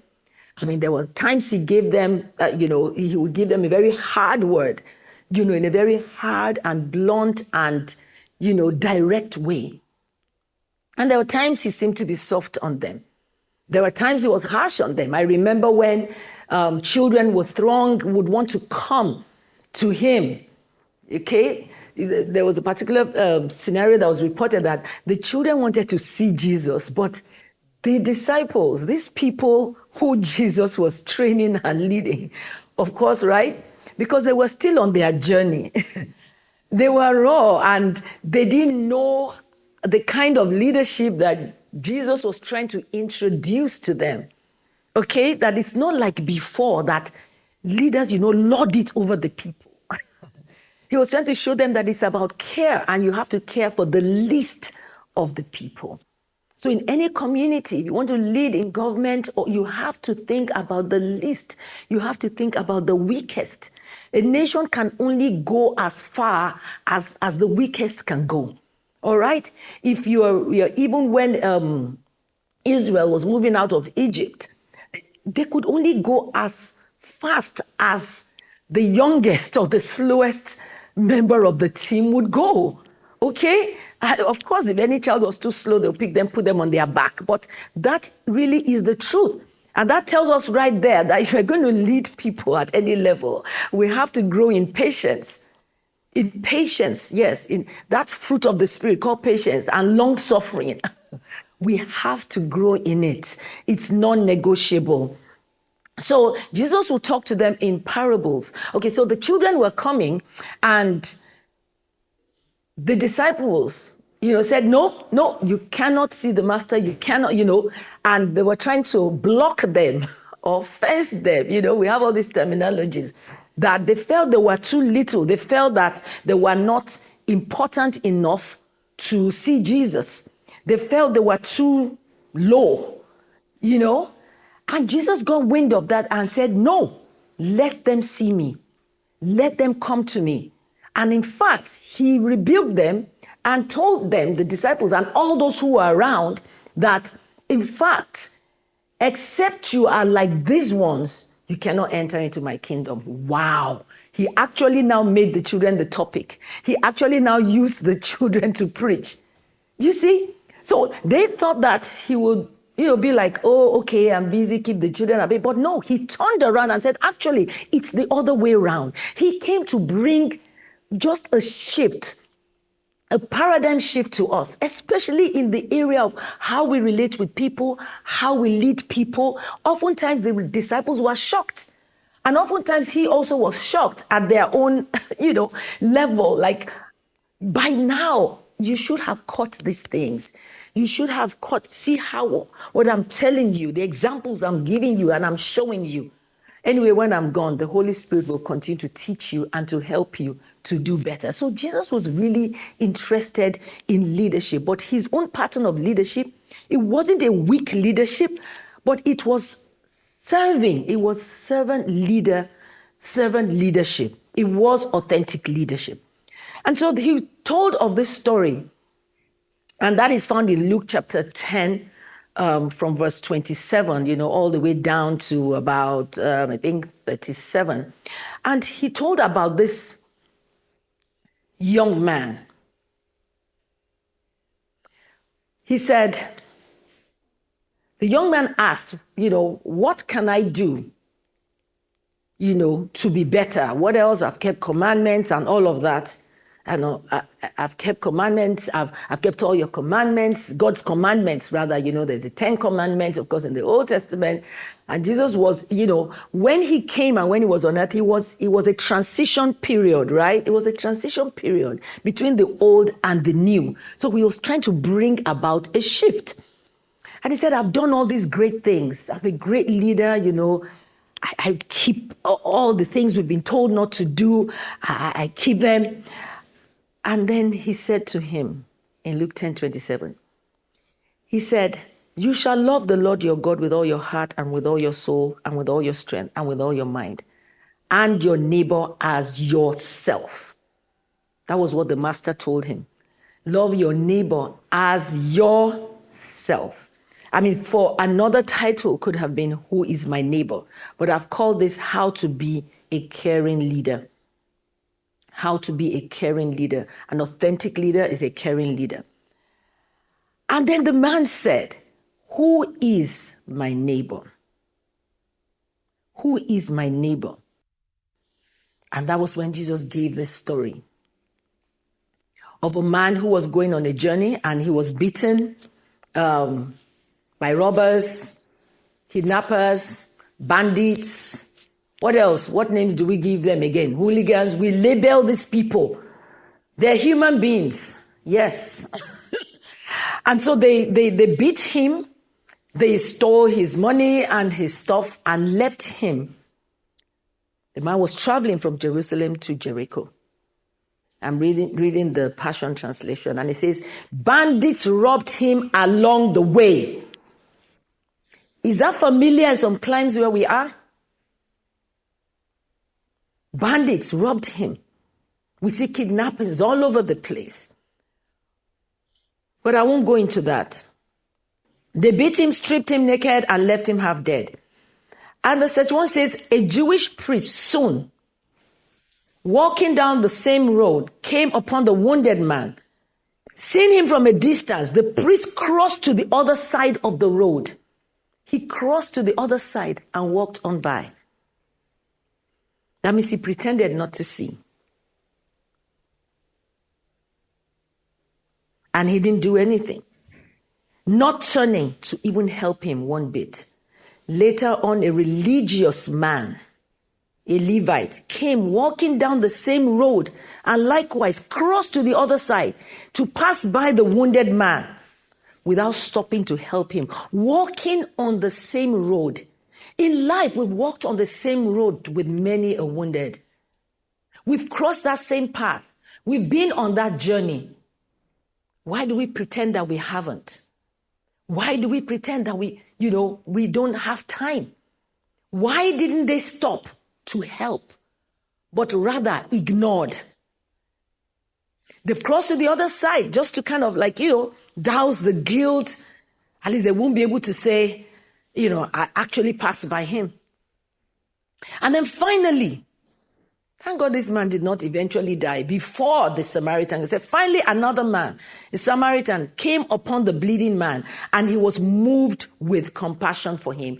And he stopped to give him first aid. He poured oil on his wound, disinfecting his wound with wine, bandaging it to stop the bleeding. And he lifted him up and placed him on his own donkey. And he brought him into an inn. He brought him into a, that's like a small hotel, if you will, a small boutique hotel.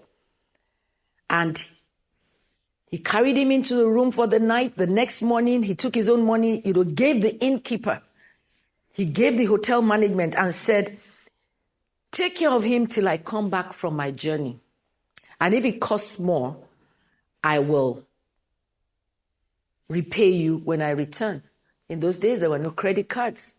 He gave him cash. There was no, card. I'd say, okay, just draw on my card or whatever, But he gave cash. He was so thoughtful that he thought it might not even be enough. We'll settle it when I come back. In today's world, if you don't have enough, there's GoFundMe. If you don't even have the cash, as an aspiring leader, I'm talking to young people, you don't have the money, but you know someone who does.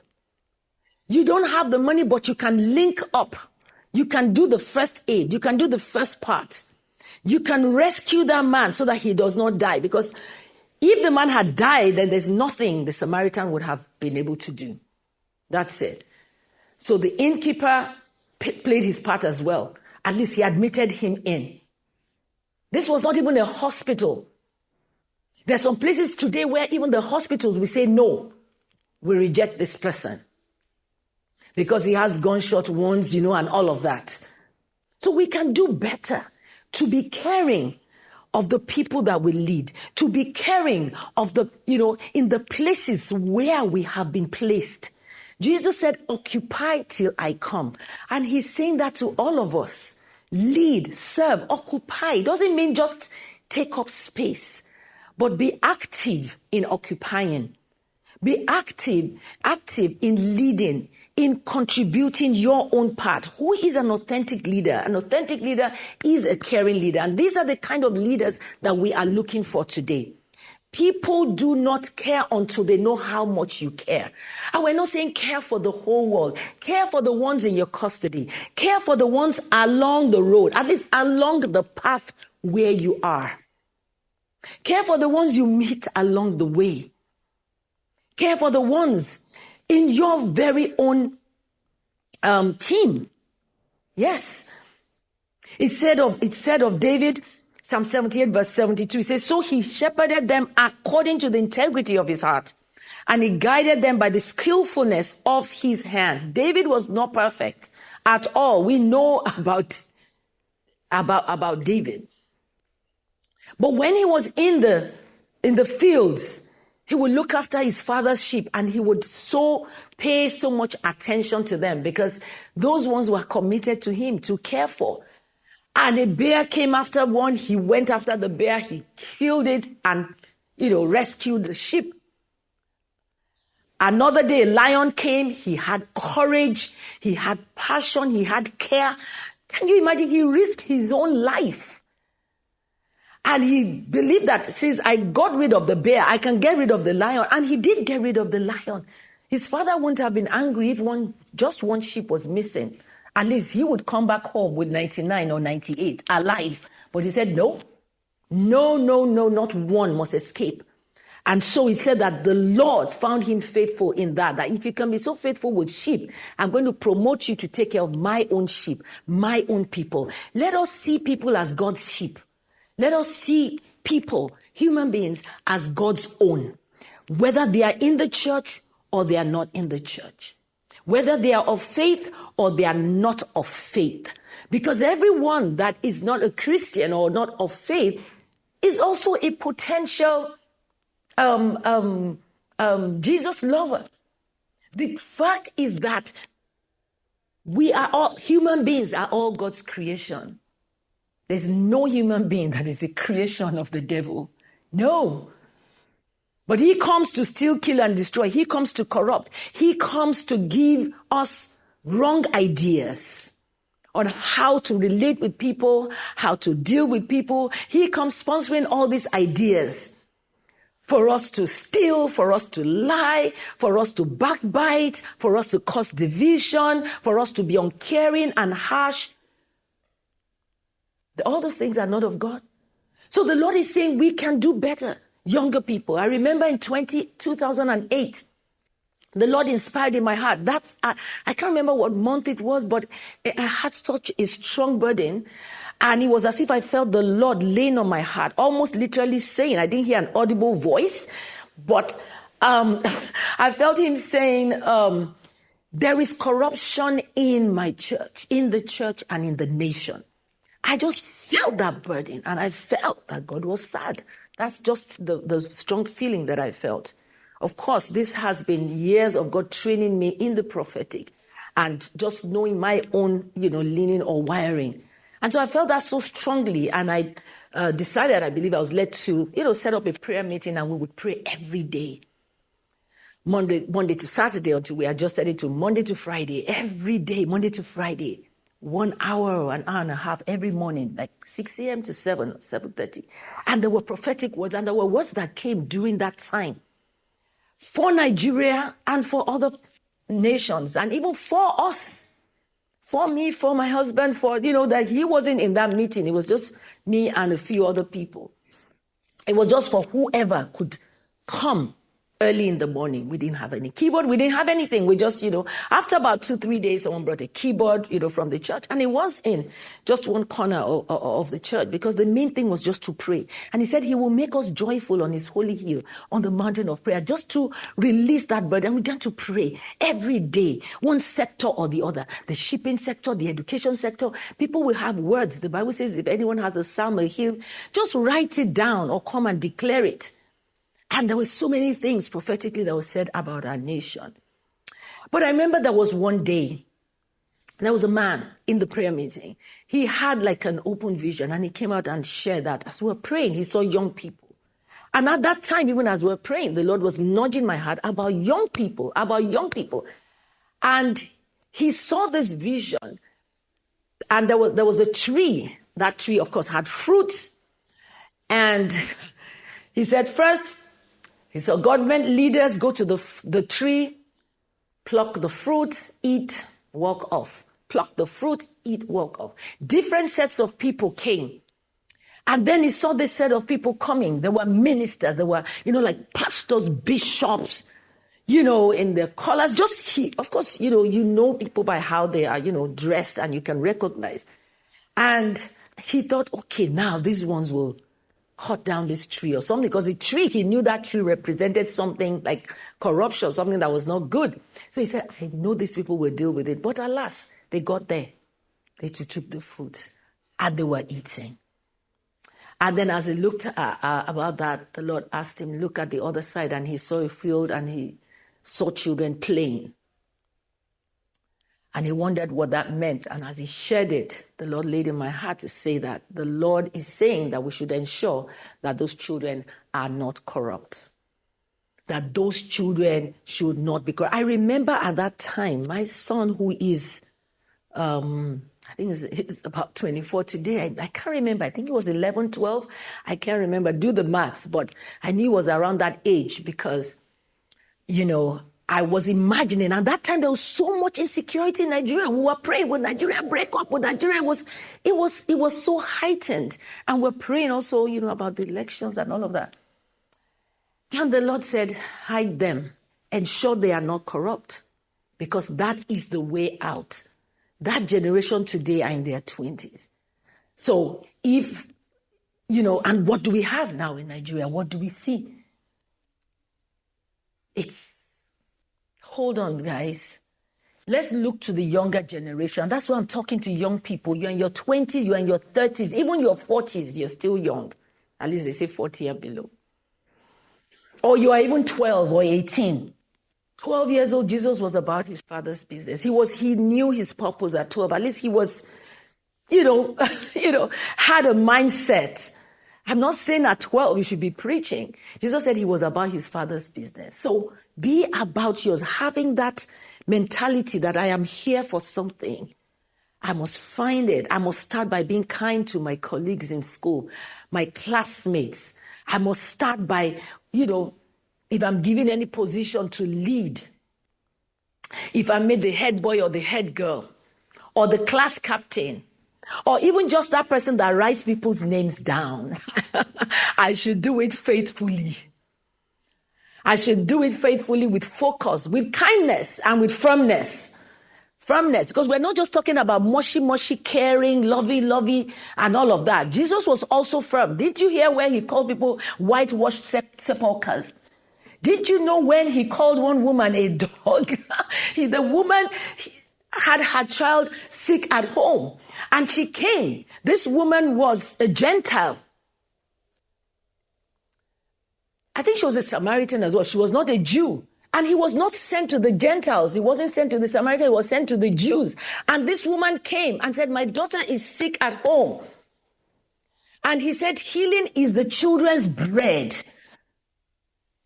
We're not giving it to dogs. This woman was so focused. I don't even want to digress, but this woman was so focused.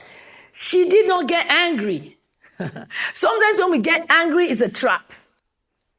To be sidelined from the business of the day, to be sidelined from the miracle, to be sidelined for what we are supposed to get. She knew that he was the master. She knew he was God's representative on earth. She had heard about the miracles. Yes, she didn't feel she qualified, but she said, if I go humbly with faith in my heart. And so he said, we do not give this to the dogs. Healing is the children's bread. And do you know what she said? She said, but yea, master, the crumbs fall to the ground. The crumbs from the breadcrumbs fall to the ground, and the dogs can pick up the crumbs. Oh, Jesus was like, wow. Oftentimes he was wowed by people's faith. Oftentimes he was wowed by their faith. For him, that took him aback. Like, what? Many times when he's surprised, he's like, I've never seen this kind of faith before. I called her a dog. She was not deterred. She said, yes, it's just a crumb. I don't need the whole loaf, just a crumb. Like a mustard seed, just a crumb is enough. And that was it. He said, go, your daughter is healed. And she believed, and she went home. And when she got home, her daughter was healed. Wow. We must be believers again. But we must believe him. The one who called us, the one who created us, the one who said, let there be light, and there was light. And I believe that when he said, let there be light, he had you and me in mind. He had us in mind. Because Jesus, while he was on earth, he said, you are the light of the world. A city that is set on a hill cannot be hidden. He said, let your light shine, that men may see your good works and glorify your Father in heaven. So it's not time to play small. You're a leader, you're a follower, you serve. Followers are leaders also. Because as you follow, you have others following you. Let your light shine. That is the command. You are the salt of the earth. Salt preserves. Young people, salt preserves. Don't do it the way the older people have done it. Learn, distill the good values. But look to the values of God. Look to the values of Jesus. How did he do it when he walked the face of this earth? He wasn't an emotional person. So I'm not talking about emotions. I'm not talking about that kind of care. I'm not talking about that kind of, let's just, be doing a pity party and be saying sorry. No. There were times that he was very focused. He was. John the Baptist, look, one of those times where we could see his sternness was when John the Baptist was in prison and he was going to be beheaded. John didn't know at that time, but he was thrown in prison by Herod. John was thrown in prison, not for just having a big mouth, but he was speaking truth to power. He was speaking prophetically and he was speaking truth. He said, Herod, you cannot have your wife's sister or whatever. He was speaking against the sin. It's not that he didn't love Herod, but he was telling Herod where he was on. Herod was angry and threw him in prison, and we know the rest of the story, how his head was called for. Now, while he was in prison, he sent his disciples who visited him often and said to go and tell Jesus, is he the Messiah or should we expect another? At that point in time, he was weak. All before now, he was a great leader. John would always defer to Jesus. When people will come to him and say, the man you baptized, the one you baptized in Jordan, everyone has gone after him now. And John will tell them, it's given to him from above. But on this day in the prison, he was weak. I guess spiritually, he was weak. And leaders do fall weak and grow weary. And he said to them, go and ask Jesus if he's the Messiah. Or should we expect another? Wow, John, God revealed to you this is the Messiah. When you baptized him, heavens was open. Even before then, he had showed you. You lived in your mother's womb. When his mother came to visit your mother, Elizabeth, you knew from the beginning. Why this different language? That's what happens when leaders are hurt. That's what happens when leaders are tired and burnt out. And I've come to speak to the leaders, not just the young leaders, but even leaders like me.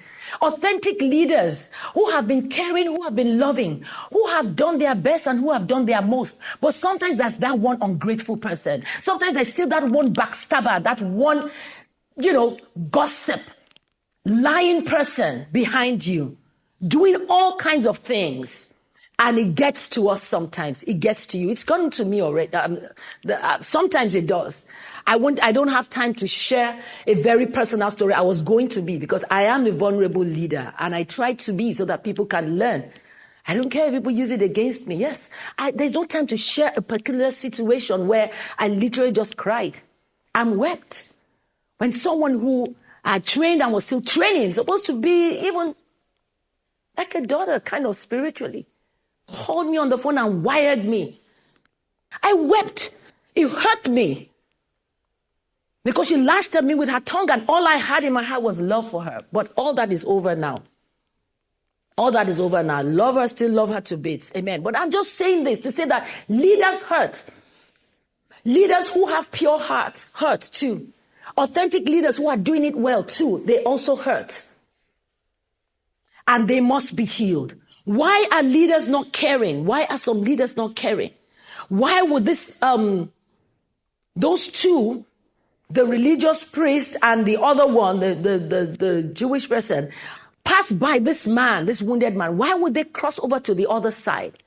I'm not going to make excuses for them, but maybe they've helped before and they were lashed. Maybe they've helped someone who was stranded and the person turned around and hurt them. Maybe they were not healed and their hearts had become hardened. And that's why leaders who are authentic, you have to guard your heart with all diligence. Keep watching your heart. Keep getting healing. Seek healing. Many leaders were traumatized when they were young and they can only give what they have.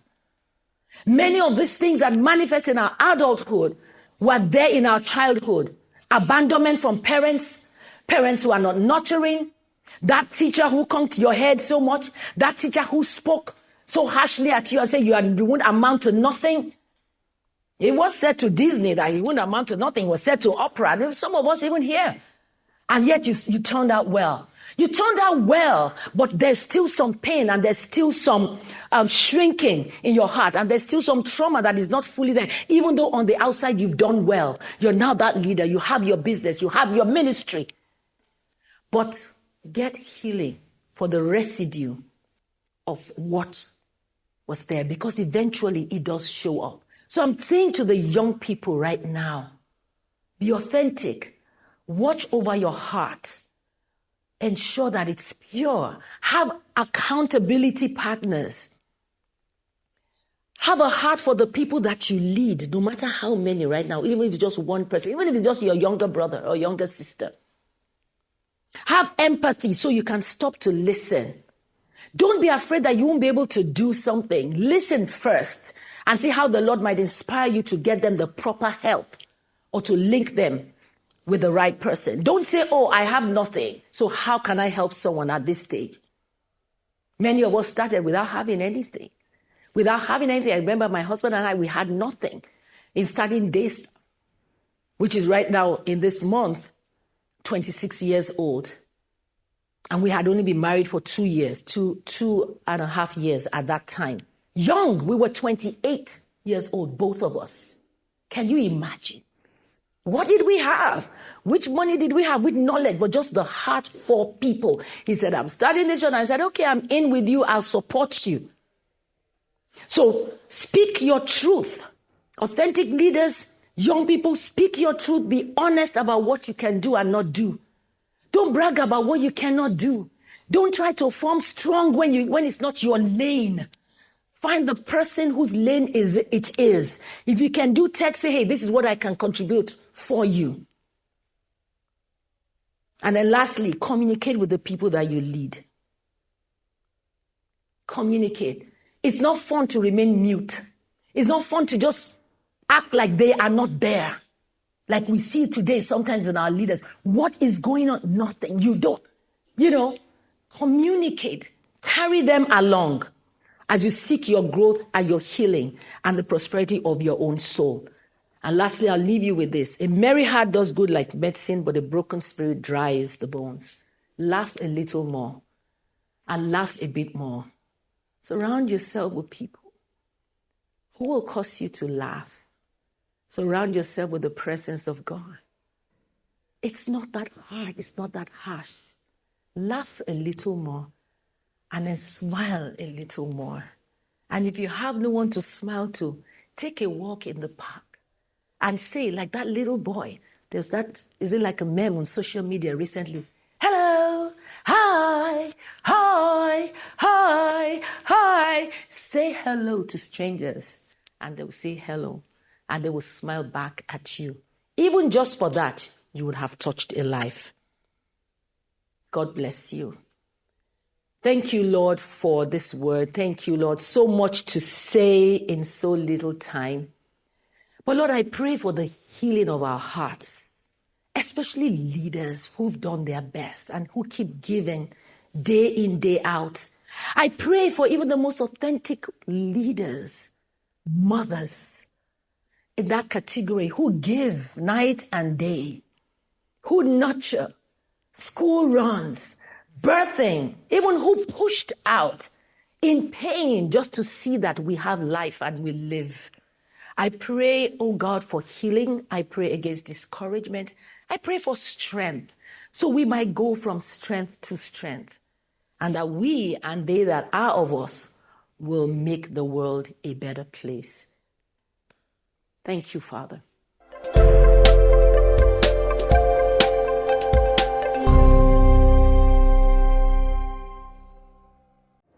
Welcome back to the studios here at Daystar Christian Center, plot A3C Kosi Road, in the beautiful city of Lagos, sunny city of Lagos. And we're taking your comments. Remember, you can share your thoughts with us across all social media platforms, okay? Tell us what it is you're thinking using the hashtag Daystar Online, hashtag Authentic Leadership, hashtag ELC 2021. And if you found that, I found it powerful, okay? I took a few lessons from it. As a leader, personally, I've had pain. I have had to cry many secret tears that nobody could see because you think you're doing the best for people and they just don't seem to appreciate it. They seem to just want to knock you down. So we've got more resources for you from the last speaker, so you can check out www.nikeadeyemi.com. You can pick any of the books, okay? It's also going to be follow her on Instagram so you can get more from her and also check the link in her bio. You can also check Daystar NG on Instagram. The link is also in the bio where you can get the books. You can also look on the screen. You'll find things that you can connect with there, whatever it is that you need. Okay. Remember, leaders invest in themselves. So these books and many more would be available for you through the link showing on the screen for you to invest in yourself. Please, I hope you have shared the link to this video. Like this, we are live on Instagram, we're live on Facebook, we're live on YouTube, and we're live on our website. I hope that whatever platform you're watching us on, you have decided as a leader to share this resource that you are getting with friends, family on other social media handles. Please do that. And I'm sure that I've been seeing your messages and your messages. Keep them coming. As it's touching you, throw it right at us. We'll love to use it to encourage many others. And I'd like to connect with Bukumi. Bukumi, please, what are you seeing?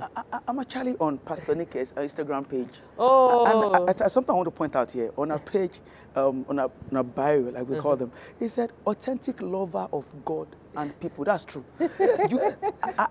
I want to suggest that if there's any international award for love, you should just package it and give Pastor Nike.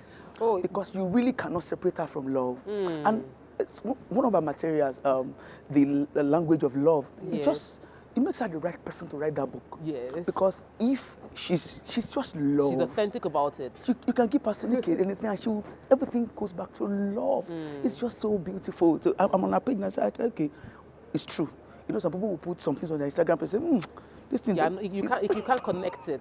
But this one, I can connect this one. Please, let's take some of let's see what the they're message saying from our social media YouTube. page. I'm back to YouTube, and I want to take from Solomon Okeke. Solomon said, if you are going to lead people, you have to grow in patience, long-suffering. That's quoting Pastor Nike. That's quoting Pastor Nike. So tell me, what the concept of love and leadership, because for you to lead people, you have to be keen to them. You have to love them. I ask that to you, as an African, we are here, we don't get much of that. I'll throw it back at you. You see, because one of the things that I've tested my own patience is in marriage. Oh. You know you are new in this matter. I'm a few days old in this marriage. A few days in marriage. One of the places where love can be stretched and leadership can be stretched, where you need to grow patient, is in marriage. I promise you, even the time of planning the marriage, I had to grow patience. Exactly. In picking the colors. Okay, it's blue. Okay, maybe I don't like blue. Okay, maybe I'll do. And then you are compromising. Oh, please, next, let me take another one. This is from Bumi Janfa.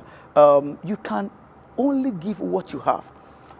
So make sure you heal as a leader to give awesomeness to others. You cannot give what you have. You can't. You really can't. Being a leader is really difficult. Let's be honest about it.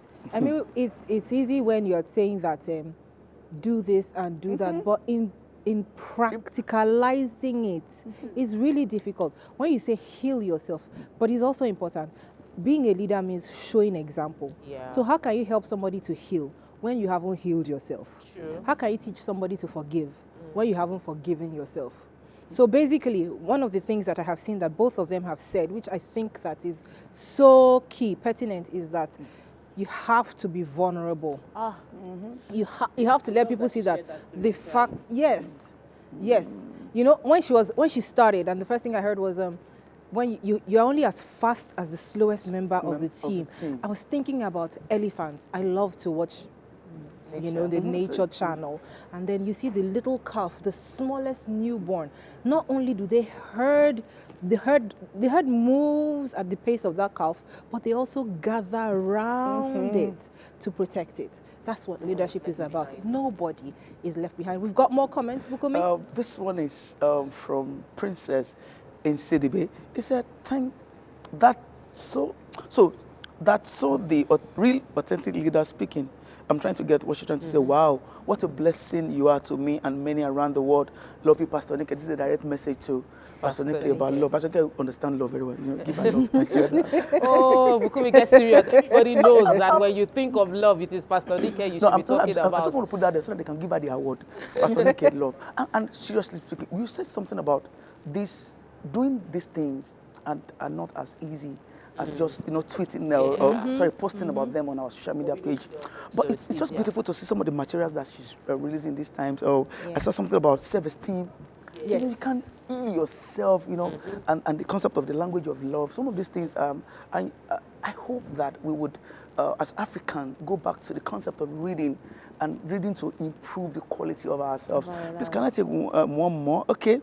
Buki Fa Somi says, amen and amen. Many thanks for sharing so powerfully as an authentic leader that you are.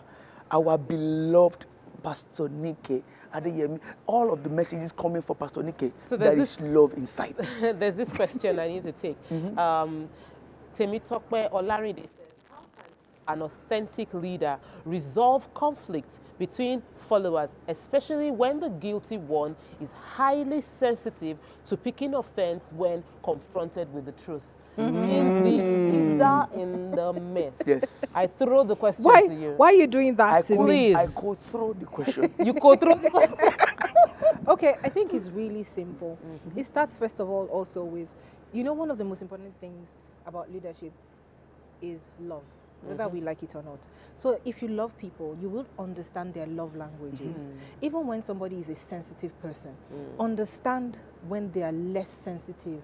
There has got to be a way to connect with any and everybody. So as a leader, you've got to know your people, know how to speak. I mean, the way Jesus related with Peter was different from the way he related with John. Beautiful, beautiful. John was known as the beloved. Peter was feisty. So, and both of them were sensitive. So Take it's the a leader's closer job look to at know. it. Yes, but the way you treat each one of them Very is important. different. So know your people, love them, and know them. So let's take another Let me comment. take another one. Adeni Ashafa, people do not care until they know how much you care.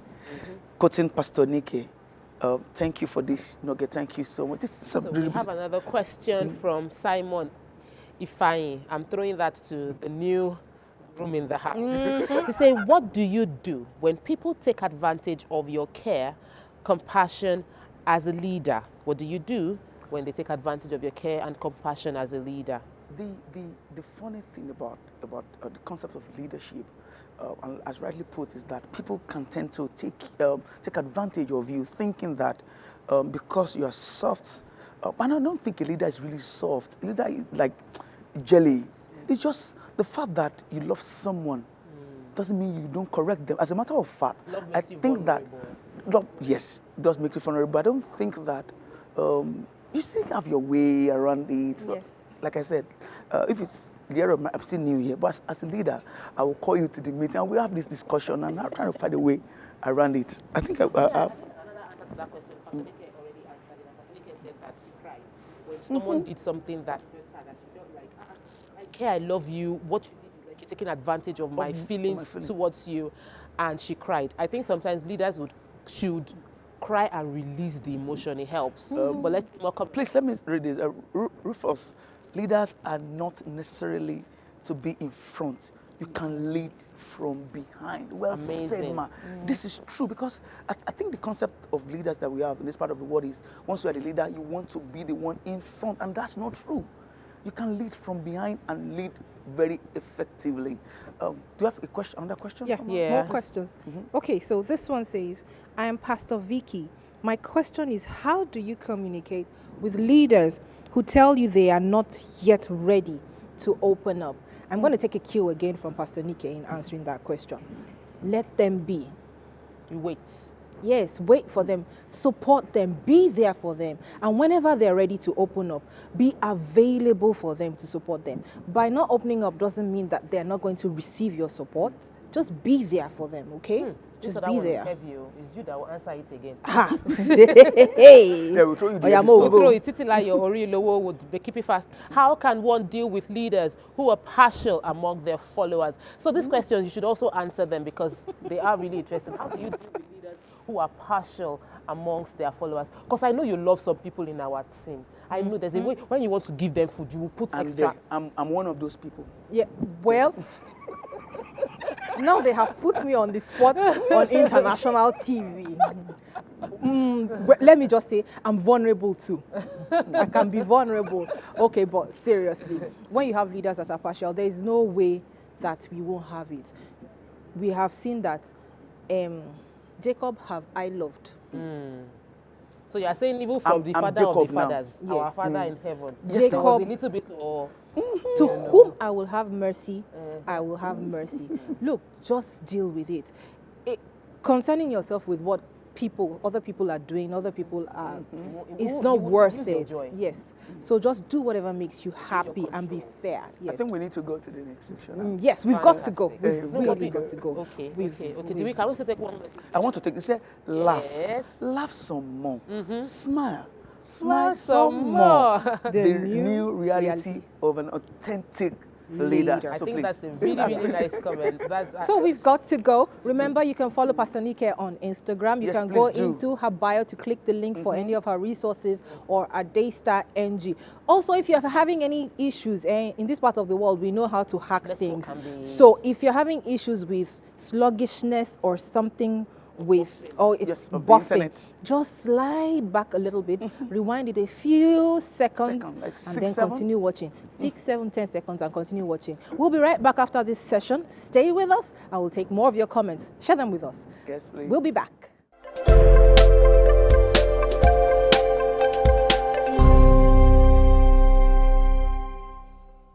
I call myself business person then, but there's no system, no structure in place. So the first time in DLA, it's just like brain recalibration. Everything turned around. And I was asking myself, so what have I been doing all this while? Yet I call myself business person. I travel everywhere doing business, but attending DLA for the first time, for me, is a shift. Serious one.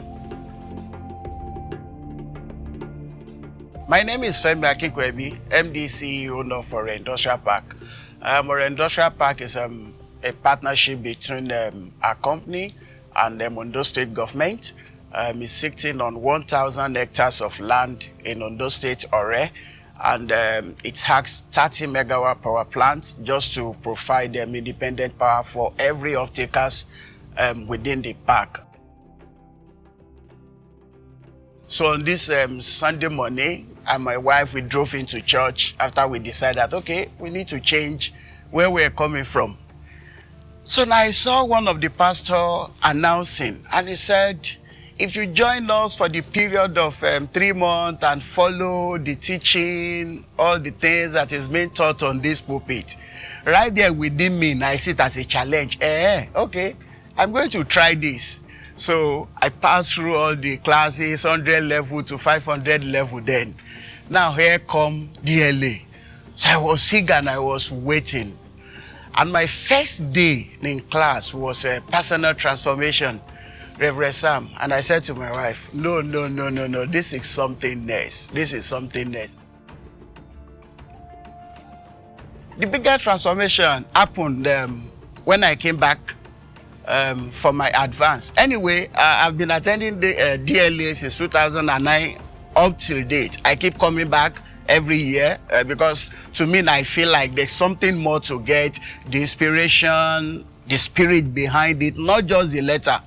So this particular section, I'm not sure, maybe 2010 or 2011, we were having national development. And Reverend used this 3D image of new Nigeria. So in all the images that he was showing us, there's one particular one there called Olufemi Bay. And when they click on that, I said, that's me. My name is Olufemi. That's Olufemi Bay. And to be candid with you, that is how we started the project of our industrial park. That is where the inspiration came from. So for me, I was saying, okay, Olufemi Bay is like a city. So for me, I'm going to hold a place that is like a city for industry and all that. So for me, that particular class moved me from what I used to call myself then a Syrian entrepreneur to someone that is now focusing on national development, because our industrial park arrangement is just to industrialize Nigeria. The idea is to gather more people to produce what we consume and to help Nigeria to gain more. So national development for me is a killer. It opened my eyes, it opened my mind, and from there on, it's been from glory to glory. When I meet people, especially people in my field, I'll charge them that I want you to take a challenge, right? If you want to turn things around in your business, in your family. In most cases, I paid for people to come to DLA. I paid, and After class, they will come back to me, Femi, please take your money, take your money. So the idea for me is, we just need to let people out there know about DLA. Sometimes I ask myself, it's as if we are keeping this thing to ourselves. We need to go out and shout. We need to make noise. Let people know what is going on in DLA class. Let them know that it's not just letter. And I've been to many professional courses. I've done courses abroad, but this one is different.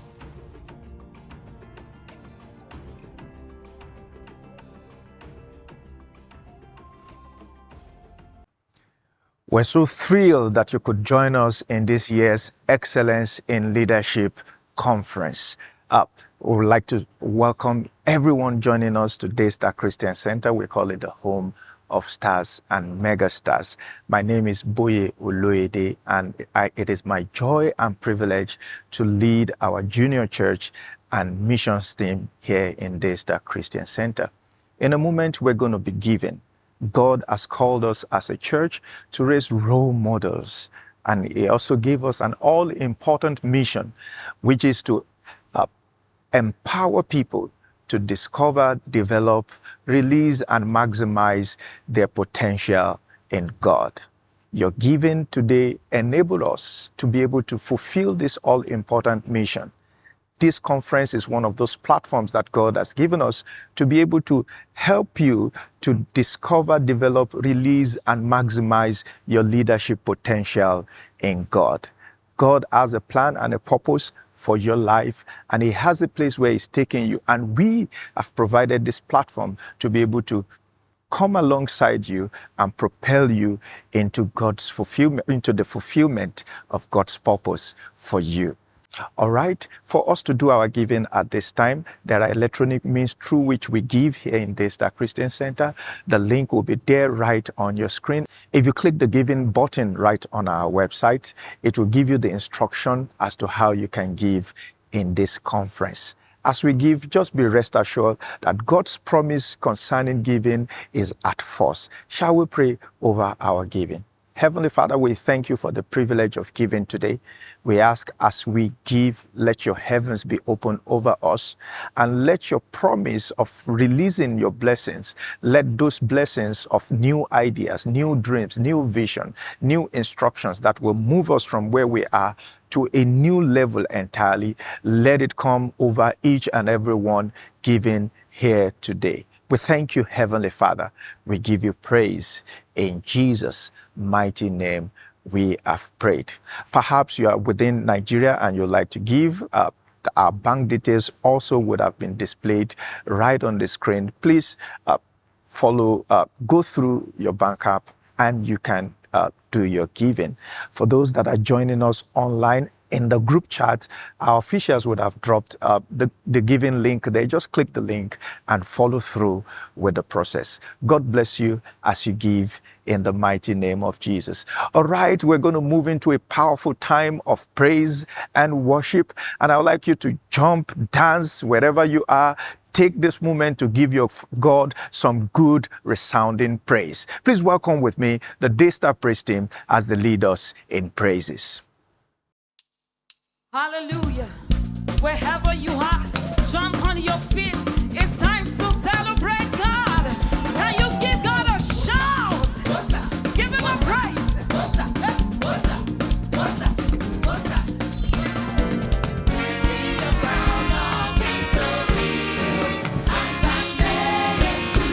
Somebody celebrates it. Hey.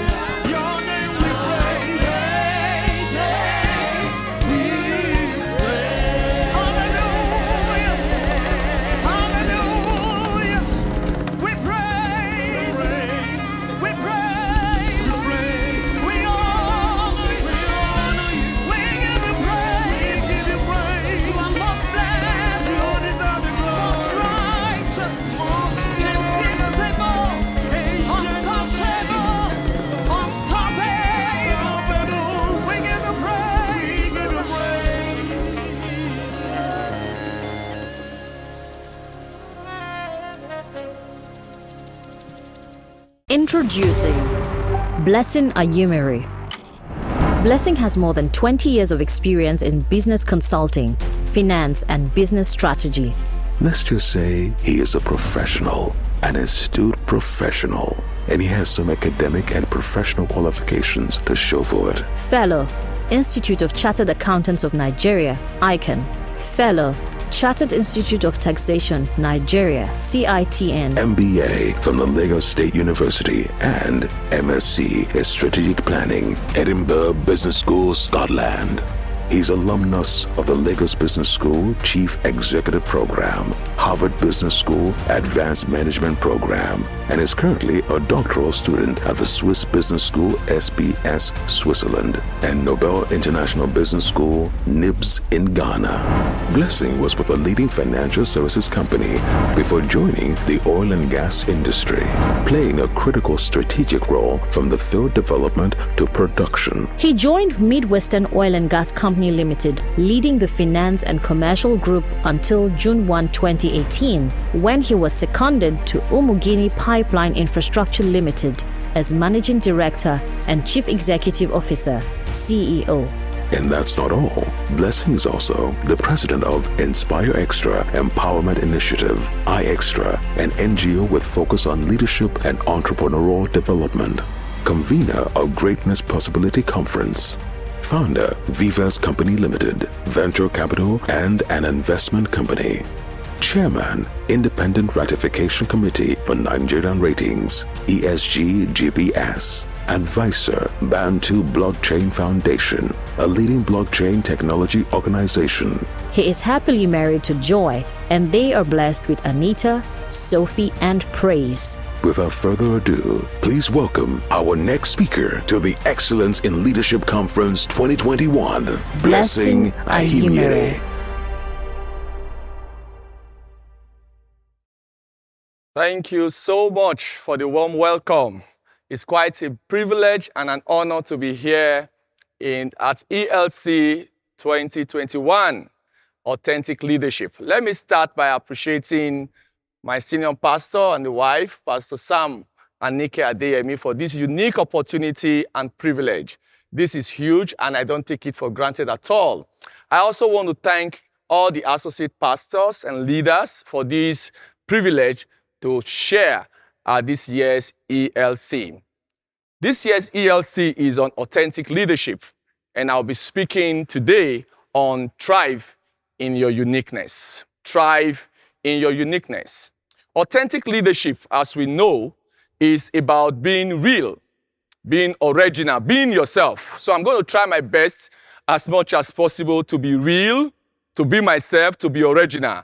I'll share a few of my stories as we go on. And I'm trusting that together, as we journey this year and in the years ahead, we'll be able to advance and better our lots by the grace of God. All right, I will start by a little illustration about the ship. You know, you have in the ship, you have the captain, the shipmaster, and the travelers in the ship. So the ship is such a huge and massive stuff that you have the shipmaster and the travelers with different objectives. So the shipmaster comes in there with a crew, and their objective is to ensure that there is safety on board, and of course, and that the people have good and great experience. While the other travelers come in with different objectives as well. Some are traveling for holiday, some are traveling for anniversary, some just want to move from a point A to a point B. Some have meetings, whatsoever it is. But you see, the responsibilities of these parties are different. While the shipmaster and the crew, they are there disciplined and focused on ensuring that the people enjoy, they cannot be distracted because other people in the ship are not, with them in the bridge. They have to focus on what they are doing. This fact that people are having celebrations, having party and birthday does not change their focus at all.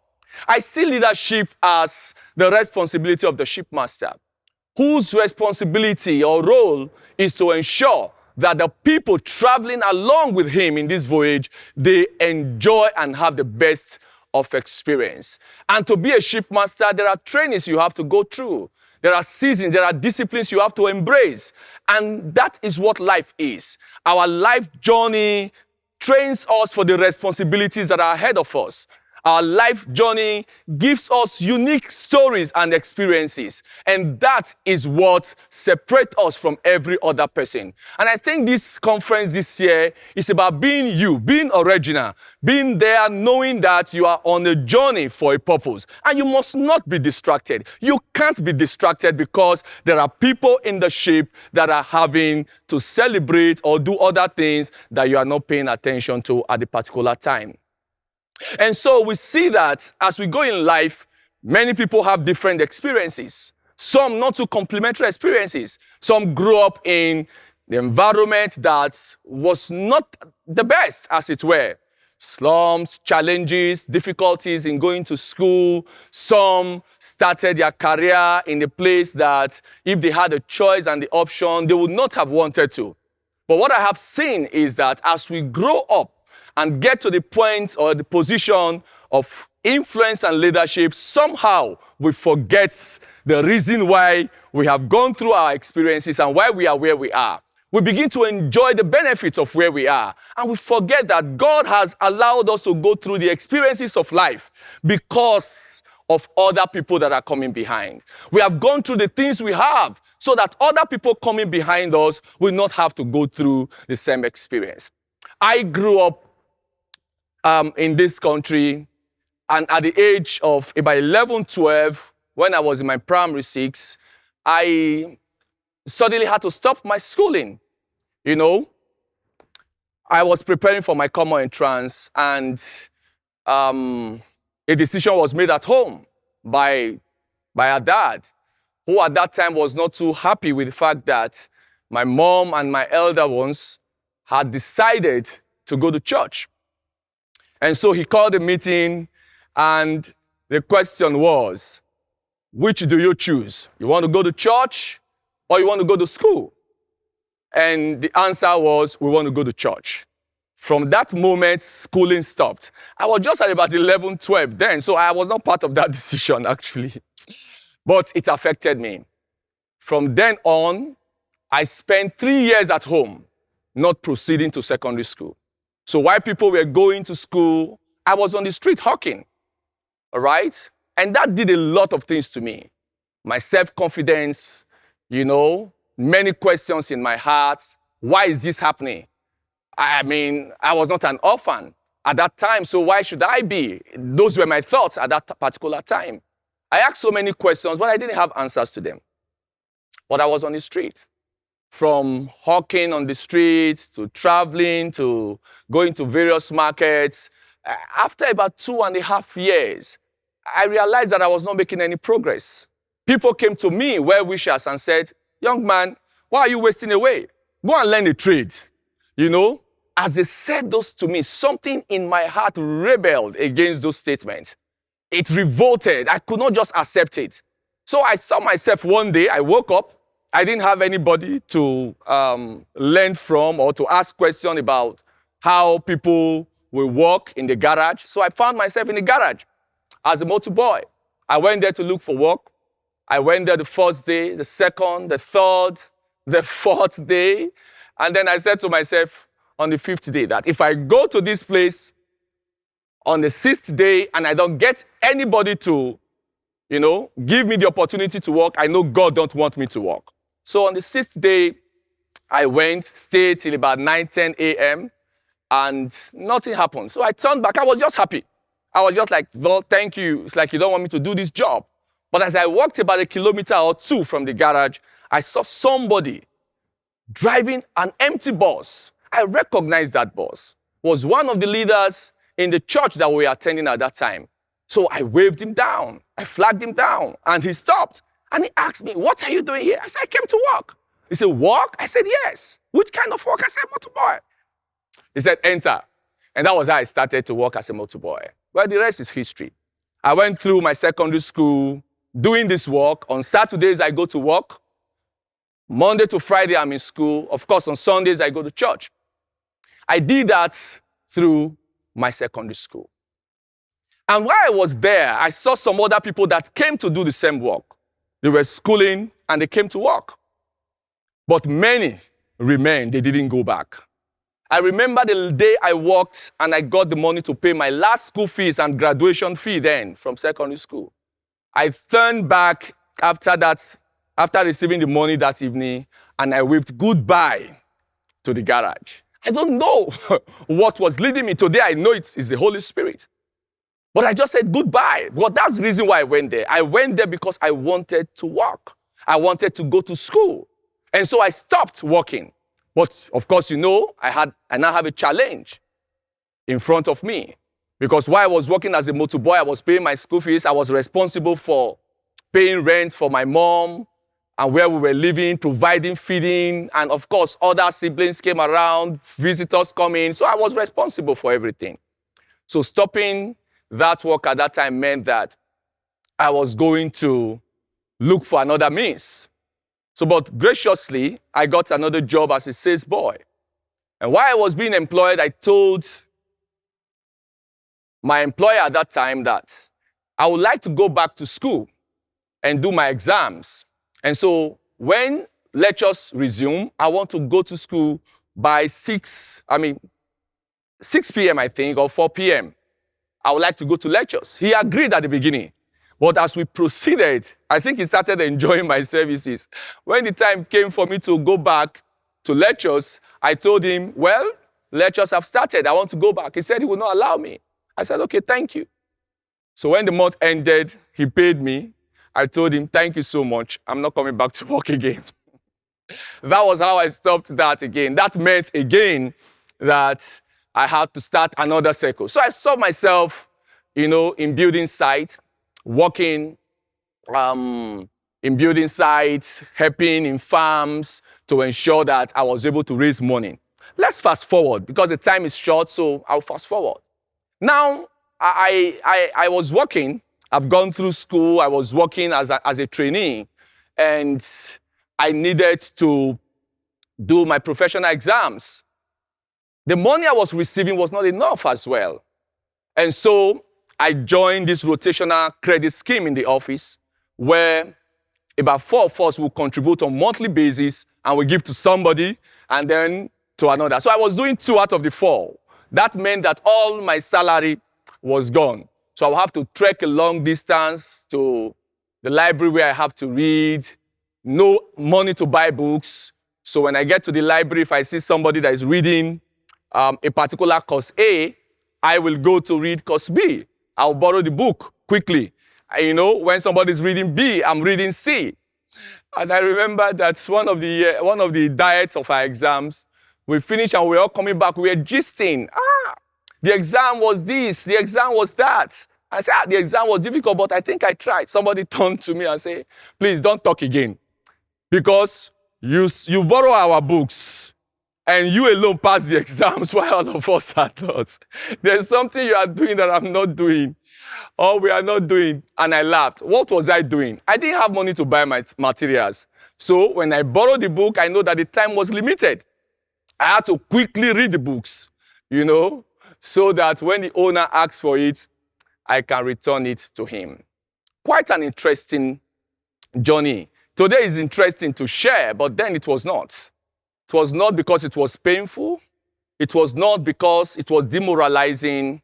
But there are a few things that I think I learned along the way that I will share as we go on today.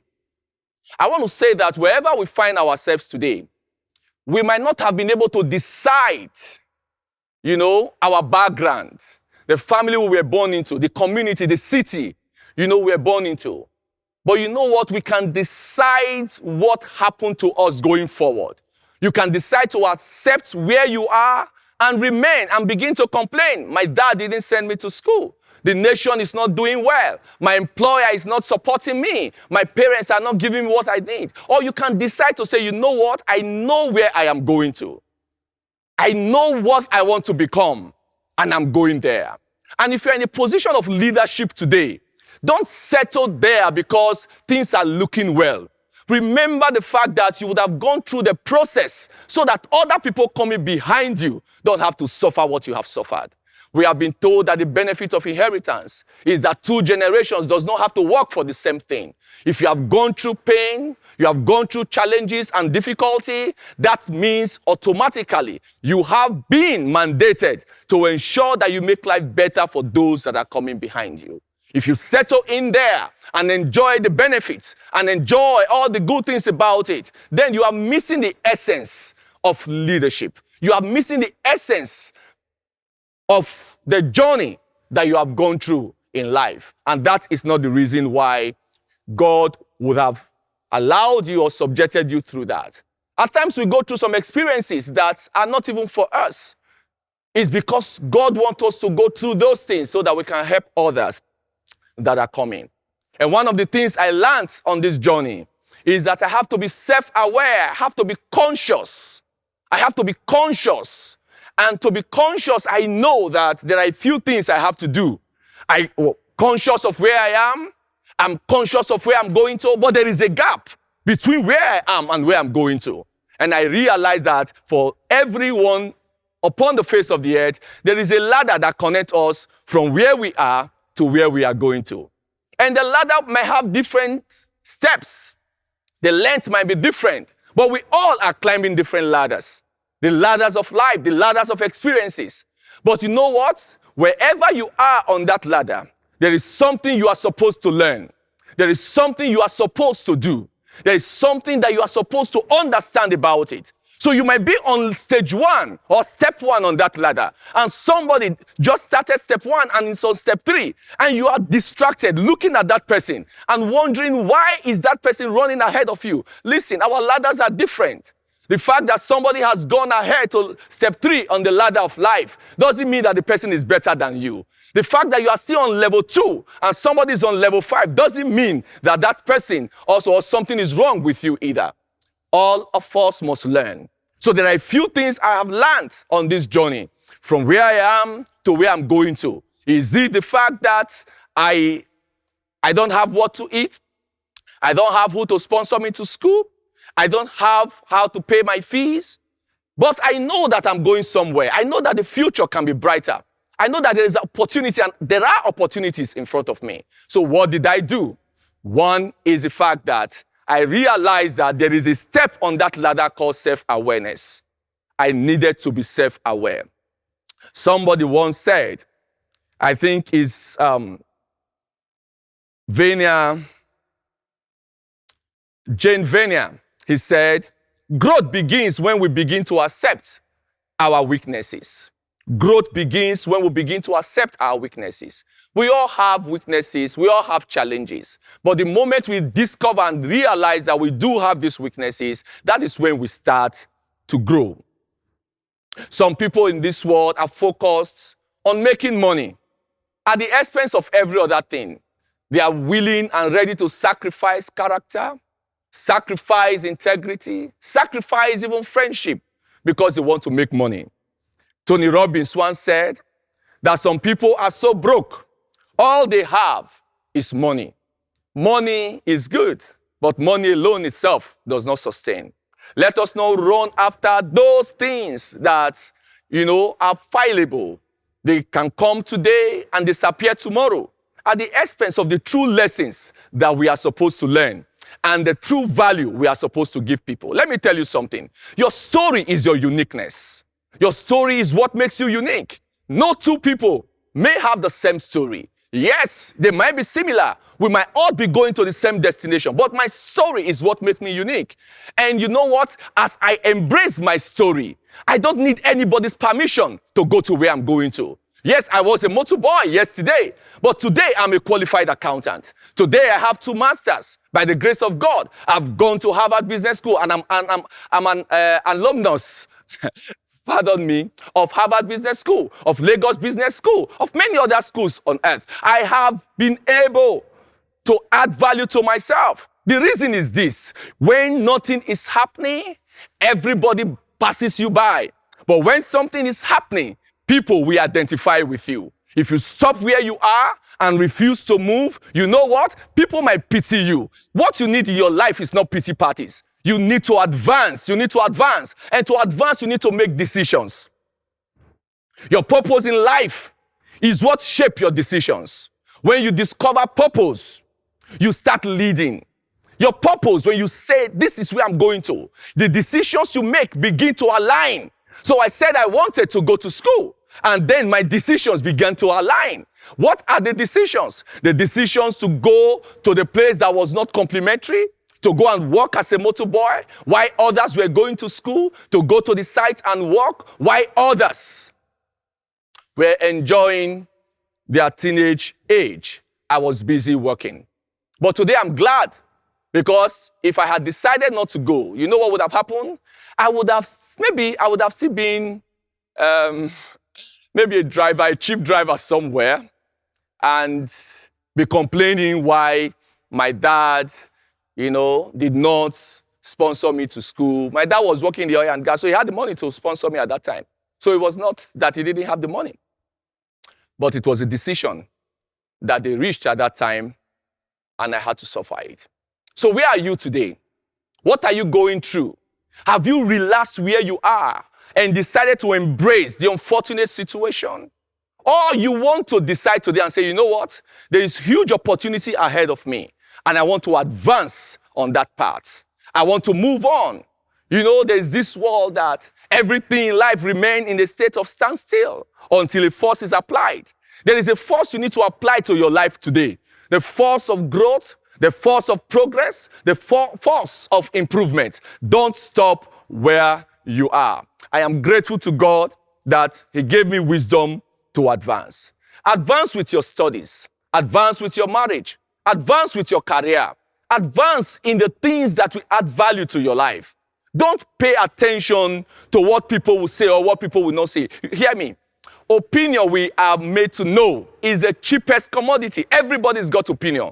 When you are progressing, people will have opinion about you. When you are not, people will have opinion about you. So if you decide on your ladder to where you are going to pay attention to too much opinion, you know what will happen? You will be so distracted that other people will go by and you are there just wondering, why is this person running ahead? Why is the other person running ahead? Please focus on where you are going to. Focus on the future. There's huge opportunity. This is what God said to me some time ago. I was praying about something, and He said to me, He said, do you know that where you are, that's some years ago, where you are today, that if you were not a qualified accountant, that position would have been vacant when it was vacant, but you would not have been there. Somebody else would have occupied it. I said, yes. He said, that is what it is. That is what it is. He said to me, do you have information about opportunities in the aviation industry? I said, no. Do you know how many pilot positions are available? I said, no. He said, because you are not a pilot. So you don't know. So when you prepare yourself, you attract opportunities. When you are not prepared, you don't know what is happening. So there are so many opportunities in different spaces. The question is, are you prepared? Are you attracting them? Listen, if you are a Bible student, you know that God did not give Moses the rod that Moses used.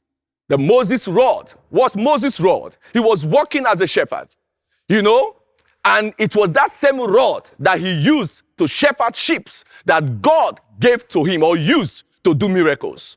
You need to find your rod in life. You need to embrace your rod. It is that rod that God breathes opportunity on. So the question today is, what rod do you have?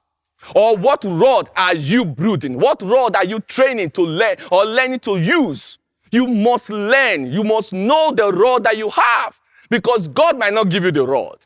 God is ready to bless the rod in your hand. So if I had not advanced beyond where I was then, I would have maybe been successful, but maybe as a motorboy or as a driver. Let me tell you this story also. 13 years after I left the garage, I got married. So I was in Lagos and my wife was in Benin. So we needed a vehicle to take our things down, So we went to one of the popular transporters' office, and they gave us a bus with a driver. When the driver showed up, I recognized him very well. but he did not recognize me. And then he looked at me and said, I think I know you somewhere. I said, okay, where? He said, we went to the same primary school. I said, no. He said, we went to the same secondary school. I said, no. He said, but I know you somewhere. But I know him very well. Or I knew him very well. The reason was because when we were working then, he was a relief driver. When the chief driver or the main driver was going to have some nap or have a few minutes of relaxation, he would give him the bus. And he would chase me around because he wanted me to buy a cigarette for him. And I would say, sorry, I don't buy cigarette for anybody. So every time he comes, we were always fighting. So 13 years after, he was still a driver. And here am I, married. You know, my car was there, my friends were there that were escorting me to Lagos, and it was to drive. And of course, at that time, that was about 16 years ago now. At that time, I was not willing to share the story of where we knew with him at all because I just got married. I needed to enjoy my honeymoon. But that was life. So short a period. So if I didn't make a move, maybe I would have still be his motor boy, you know, carrying people all around. Decision, they say, is what determines destiny. It's not our condition in life. Let's move on quickly. The second thing I learned on this ladder is the step of responsibility. So, remember my journey. Now I was with my parents, my mom especially, and my siblings at that time, and I was working. My colleagues, I was a trainee. My colleagues then, they all had their own apartments. Everybody, you know, wall-to-wall rugs, side beds, side fridge and TV. And I didn't have that because I was living with my mom. I was carrying all the responsibility. And so I just wanted to run away. I wanted to just go and rent an apartment and have a bedside fridge, wall-to-wall carpets, and just live on. As I was muting that idea, you know, I went to a program somewhere. I think it was School of Ministry with Archbishop Benson Idahosa of blessed memory then, 1997 or early 1998.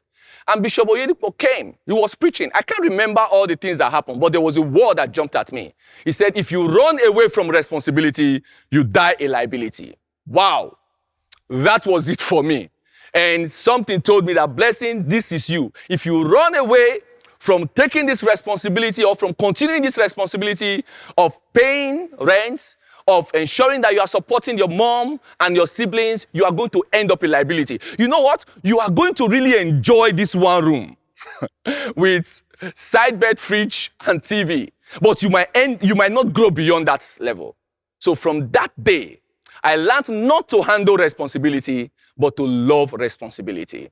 I went back home and I started doing what I was doing before, but this time I enjoy doing it. And that has been my principle as I go on. I love responsibility. People might not know the reason why I do what I do, but that is what God told me some time ago. I love it. I do it. And I want to challenge somebody here today. Stop handling responsibility. Love responsibility. When it comes to loving responsibility, it means doing more than you're actually paid to do. It means adding value beyond what you are supposed to do. Love responsibility as you go on. Of course, I didn't have anybody to help me. So responsibility, loving responsibility, handling responsibility, embracing responsibility was key for me. We must learn to appreciate where we are on the way to where we are going to. It might not be convenient. It might not be palatable. It might not be exciting. But we must know that we are on a journey to a destination. And that journey is preparing us for something bigger. I remember also some time ago, talking about responsibility, I was assigned a particular responsibility. We're having some visitors from, Abuja come to Lagos, and that has been prepared for about 1 week. I was assigned to be the one to welcome these inspectors, and take them through the process. Then that weekend, they were to come on the Monday. That weekend, on Friday, I got a call from one of the big oil and gas company, or rather a mail from the big oil and gas company inviting me for interview on that same Monday. I told myself, this is the opportunity I've been waiting for. I loved the opportunity. I wanted to move. But I can only do that if I lie that I'm not coming to office. I have to give the reason why I will not come to office and attend to the people that I have been prepared to attend to for so long a time. So I checked everything. I tried to call them. They were picking their calls all through the weekend. And on Monday, I had to be in the office by 10 a.m. And I missed that opportunity. When my friends and colleagues heard, they laughed at me. They said, "You are a fool. You don't know what you are doing.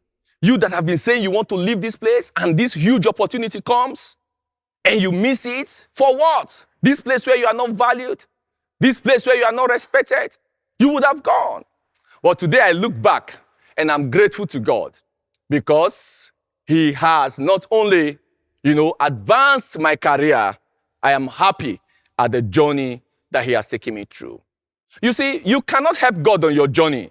You cannot say because you desire something big, you break the rules. There are principles of life. There are principles, there are things you cannot break. And so some of us are where we are today, not because we are not better than it, because of the decisions we have made. We have tried to advance because we want to help God on this journey. Please, can I advise you, can I encourage somebody that please don't try to help God. If you want to trust God fully. If you want to help yourself without trusting God, then just go and help yourself. But I think that there is a better way, and that is trusting God as you go in the process. We are aware of the story of Joseph. Joseph was going to the palace, but he had to go through the experience of being sold as a slave. He went to jail, and from there he went to palace. Every of the steps we are going through, it might be going from bad to worse, but we have been told that you cannot continue to do the right thing and end up with the wrong result. If you know you are doing the right thing, continue on that path. Even if it's not producing the immediate result, please continue on that path. You will not miss it. I was working and I had a very terrible boss at the earlier stage of my career who was very insecure. So I went through a lot of pain and challenges. And it got to a particular point where, the man left. And I was happy. I was happy the man has left. My problem is gone. And then all of a sudden, God said to me, "It is time to leave." I'm like, "God, I have been here praying for the change to happen. And now, the principality sitting on my promotion is gone. And you said I should leave?" He said, "It's not compulsory that it is where you work that I will reward you." He said, "It's now time to move on to the place where I will bless you." So I want to also tell somebody, you might be somewhere where you have not been celebrated or appreciated. And you are thinking that the next journey, is the one that you must do by yourself. Or you are expecting that God must bless you in that place, and God is saying to you, it is time to move. I want to challenge you to be sensitive on your journey. I will talk about influence also as a step on the ladder. Influence. You will get all you want in life if you help enough people to get what they want. That is Zig Ziglar. He said you will get all you want in life if you help enough people to get all they want in life. Some of us have gone through pain and challenges, difficulties, that we have made up our mind that because we suffered 5 years on that journey, other people are going to do 5 years and above. We don't think that we can help people shorten their journey. We don't think we can help people attain faster because they must go through the same pain. That is not leadership. It means that you are missing the essence of what God has prepared you for. As we go on influence, you have to teach people. Teach people to avoid the pitfalls that you went through in life. Teach people to ride on, your experiences and excel. Help people to climb up. Help people to advance in life. Don't sit down and say, "Oh, I went through pain." You must go through ×2 of that pain. Challenge people on your path also to go on. Challenge people to be different. Challenge people to go ahead because your experience is unique. And there is a reason why you have gone through your experience. It is because of the people that God has prepared you to help in life. Identify those people. And what will bring those people to you is your unique nature, your uniqueness. Let me share this story also. You know, when I just picked up a job some years ago, early stage of my career, I remember someday my boss would come down from his office upstairs. We were in an open office. And he said to me, "Auditor, you are going to Abuja tomorrow. You know, there's a meeting you have to go and attend." And I said, "Thank you, sir. All right." And then he went and turned back again and said, "Have you flown on a plane before?" I said, "No." And he started a story. He started to tell us while he was in primary school, you know, or in secondary school, how he would travel every holiday. And everybody around me in that open office, they were all laughing. They were all giggling and laughing, more like. And I was ashamed because, you know, don't forget my experience, where I'm coming from. So I was trying to hide a lot of things. And some people were laughing at me. Anyway, I went on that journey and I came back. And then when I came back to the office, people surrounded me, my friends. They were asking, "How was your experience?" I told them. And I said, hold on. Have you flown before on plane? This one said, "No." "Have you?" "No." I said, "Why were you laughing at me? Why were you all laughing at me?" Then I learned a lesson then. That you see, people might be laughing at you or making jest of you. It doesn't mean that they are better than you. In fact, people that are hurt other people. People want to ride on other people's misfortune to feel good. And people feel that by making you feel bad, that is when they can feel good. See, don't because of people change who you are. So I learned that day that if I had decided to lie just to belong, I would have missed the opportunity to truly share my first flight experience with the people that have not flown before. There are so many experiences that you carry that are unique to you. They are unique to you. And the only way others can benefit from that experience and story is when you are sincere and you are genuine with sharing who you are and what you have done. So I want to challenge somebody here today to try and be sincere. Be who you are. Don't pretend to be who you are not. You are not competing with anybody. We are not. This life is not competition. We are all going to the same destination, but the route and the roads are different. We all have different responsibility. Let's focus on the big picture. Let us not be distracted because other people are running ahead of us. Let us stay where we are supposed to stay. Abraham Lincoln once said, "I am a success today because I had a friend who believed in me and I didn't have the heart to let him down." I am a success today because I had a friend who believed in me and I didn't have the heart to let him down. People believe in us. People trust us. People have been placed around us so that we can influence. You remember the story of David? You know, when he was running away, people, vain men, gathered themselves together.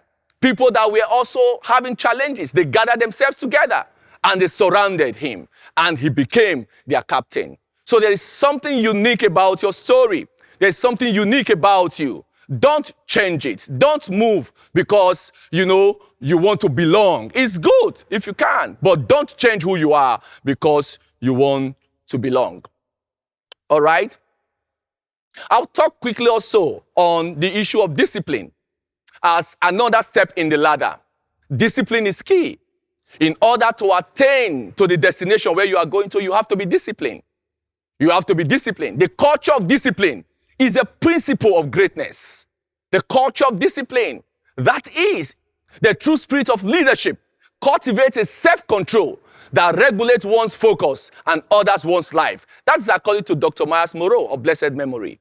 The true spirit of leadership cultivates that self-control. You have to be able to pull yourself back. You see, power is very interesting and exciting. When you are up there, you have power, there is that temptation to want to relax and enjoy the benefits. And where even your actual rights and benefits cannot sustain your position, you want to begin to take things that does not belong to you. That's why today people that are having, responsibility to execute projects, they are busy thinking about their pocket, not the good of other people, because they have built life beyond what they can. Be financially disciplined.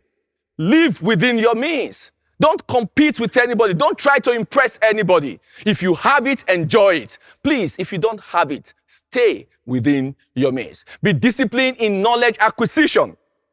There's this saying when it comes to knowledge. that knowledge is power, information is currency, and innovation is success. So embrace knowledge, embrace information, be innovative in what you do, advance. I had to find a way to combine things. I was working, I was doing my professional exam, I was responsible for a lot of things, but I moved on. I couldn't pay fees, but I moved on. But one thing I realized was, as I did my first exam, my second exam, my third one, and I passed them successively, my final exam, I didn't suffer. Somebody actually collected the salary and brought to me and said, you know what? Blessing, take, go and qualify. When you start advancing, because you have decided to move on, people will support you on your journey. Be disciplined in capacity development. Don't waste any opportunity to develop capacity. Continue to add value as you move on. Your marital destiny, also be disciplined in it. Don't, because things are better now, you now begin to think that you want to exploit. And of course, because of time, I might not go through all. I will say also be disciplined in obedience. Finally, let me talk about audaciousness, being audacious on this journey. You need to be audacious. What counts in life is not the main fact that we have lived. It is what difference we make to the lives of others that will determine the significance of life we live. For my part, I know nothing with certainty, but the sight of the stars, makes me dream. The first statement I made was by Nelson Mandela. The fact that what counts in life is the impact that we make. Be ready to make bold steps, take bold decisions. The story of our life is what makes us unique. When the stakes are high, somebody said, can your integrity quotient withstand it? When the stakes are high in life, when the offerings are high, can you still stand? I've had many opportunities on my journey to quickly solve that poverty problem, that challenge problem that I had. But I've had to make very tough decisions. And you know what? The reason is because where I am is a privilege. It's not a right. I'm not here because I'm the smartest guy on the street. No, I am here because I've been helped. So if I decide to put my hand on what is not mine today, I am being arrogant and being ungrateful. Because where I am today was a dream that I never even thought would come to pass. Make failure also a learning portal, not a destination. Don't let failure stop you. Learn as you go on. Choose to dare. Sacrifice as you go on this journey. Be courageous as you go on. Be creative. And you know what? Honor the struggle as you move on. I will round off by saying this. Leadership is a service to people and not to serve oneself. No matter what we acquire in life, there is a separation from this earth that awaits all of us. Legacy is what we should pursue and the value that endure. Let me say that we all, like light, should shine. Let us shine wherever we are.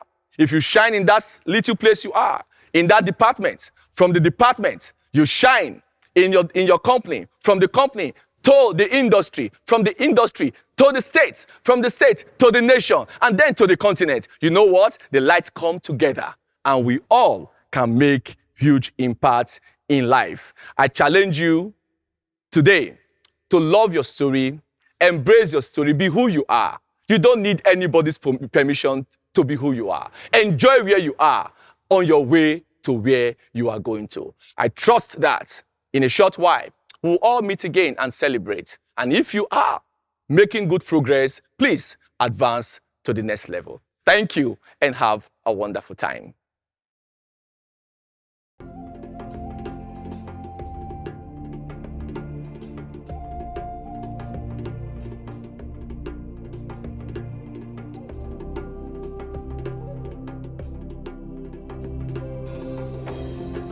I wake up with a smile each day. Positive for my mindset, oh no.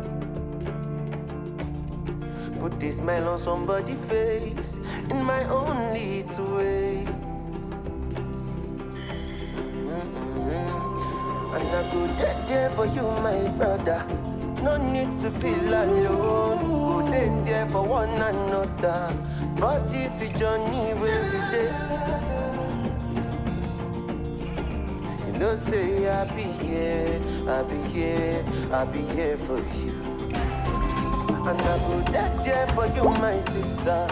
You no need to shake. We go there for one another. For this journey where we did. I go there for you. You go there for me too. When you grow, I grow. When you grow, I grow. Nothing go hold us down. We are a family, always there for one another. Join us. D-Star, raising role models. That was wonderful. Amazing, Absolutely wonderful. I had so many things to take away from it. First and foremost, no matter who you are, where you're from, what your experiences have been, you can be a fantastic, phenomenal leader in whatever your field is. Don't let anything kill your dreams. Don't let, imagine from a boss boy to a CEO. That's just an amazing story. Amazing story. Bukumi, what did you take away? One thing that really stood out for me in all of these stories and this discussion at the ELC 2021 is the personal stories. Things that we can relate with. Like this, as I say, my people will say, tertiary, as it happened to you before, like you're coming from that to this. And as a young Nigerian, I can relate with some of these stories. I go through some of these struggles, and I can see the point at which some of these things change, and maybe the things to do, the principles to follow. And that's it for me, all through this conference so far, is the personal experience, the discussions that are very personal, and things that I can relate with as a Nigerian. So I liked the fact that he shared that your story, some people will laugh at your story, but they don't have it better.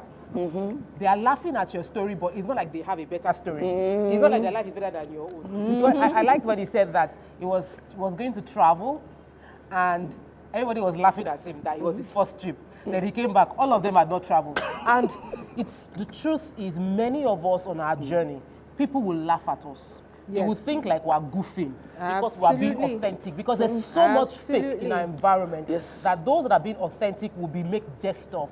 But I love his own personal story of how he acknowledged that they laughed at me.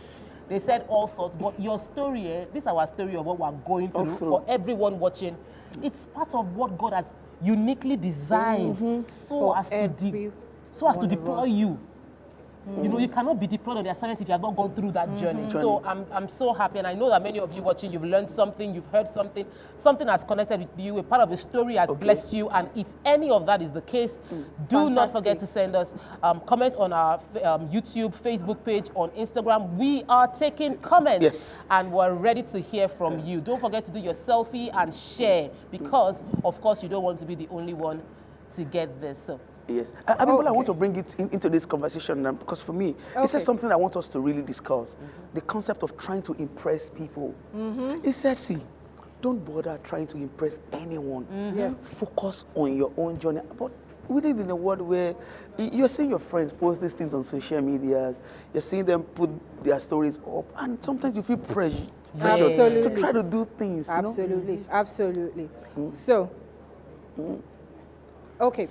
So, remember that you can share your thoughts with us. We really want to hear from you, wherever platform, whatever social media platform that you're watching us on. If you're watching on Daystar, also on the main side, you can just share with us using the hashtag ELC2021, hashtag authentic leadership, hashtag Daystar Online. We've got comments already coming in. Okay, so please remember, share a selfie of yourself, and you can ask your friends to share the links, okay? So put your comments, okay? Yes, so this one is from Bolatito Akinpelu that says, teach people to avoid the pitfall you went through in life. You know, that reminds me of what Pastor Sam always says, that your life is too small to be the purpose of your existence. And you know, when I was much younger, I used to think, So am I just going to, it was a big problem. I think, now thinking about it, I may have been a bit depressed because I'll be thinking, so I will just be waking up, going through the motions throughout the day, and then I'm going to bed. Yeah. And then, is this how I'm going to live the entirety of my life?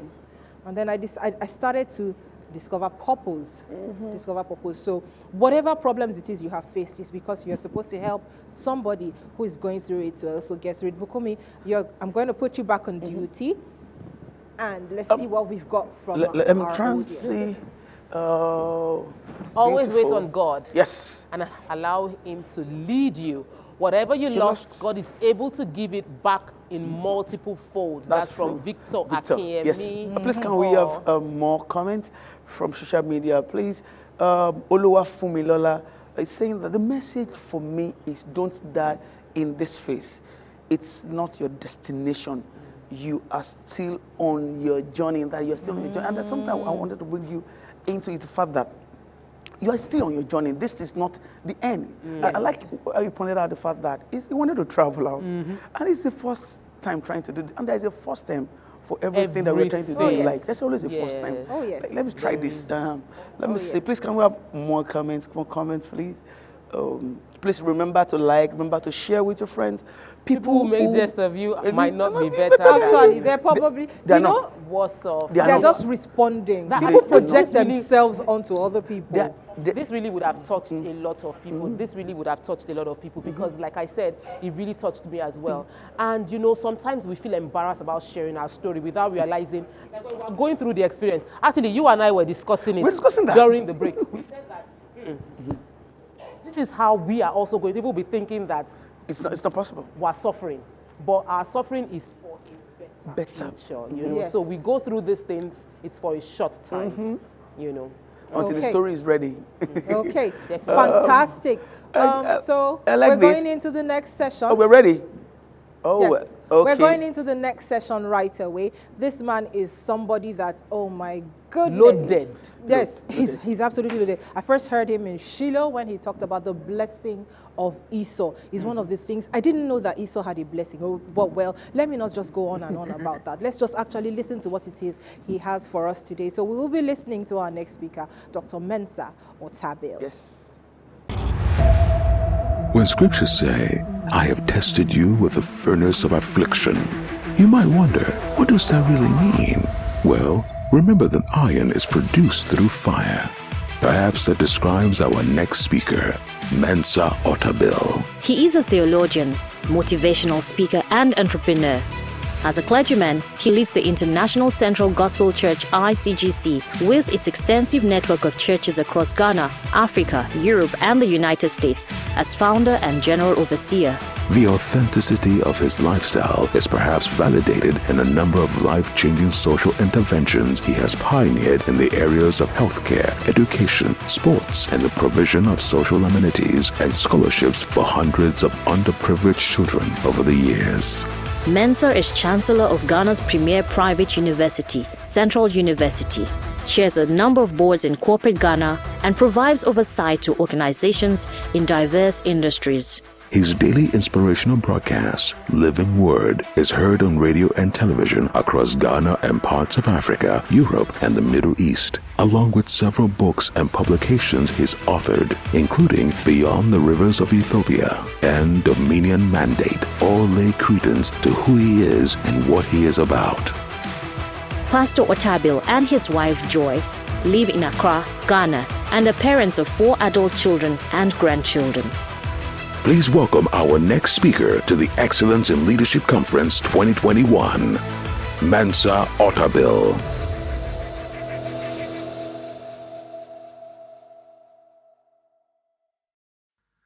It's a great honor to be part of this conversation on leadership and at this leadership conference.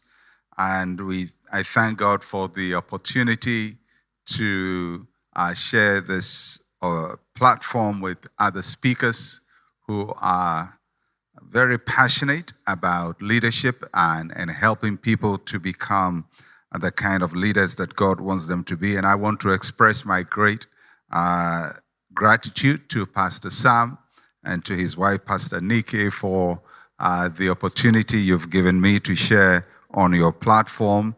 The two of you are great examples of leadership and the future of leadership on our continent. You exemplify it, you teach it, and definitely you live it. And we are honored that we have you in our midst to be an encouragement, to be an inspiration to all of us as we seek to be better people for God and as we seek to have an influence over our continent for the better. And so, Pastor Sam, thank you so much, and God bless you for this opportunity. I am Pastor Mesa Otabil. I'm speaking from Accra, Ghana. Thank God for COVID and its attendant blessings, which allows us to speak from all over the world to any part of the world and contribute. In spite of all the disruption, there are some benefits that it affords us. So thank you, and I trust that we'll have a very good time together.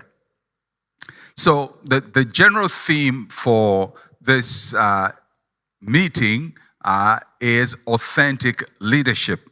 And from that, I will derive from that and speak on leading from your core, C-O-R-E. I could have said leading from your heart or leading from the spirit.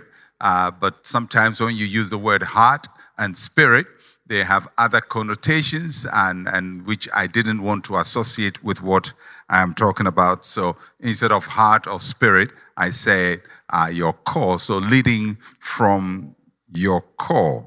But just a couple of thoughts on leadership generally from some of those who have spoken very eloquently and have written, and some who have provided scholarship in academia for leadership.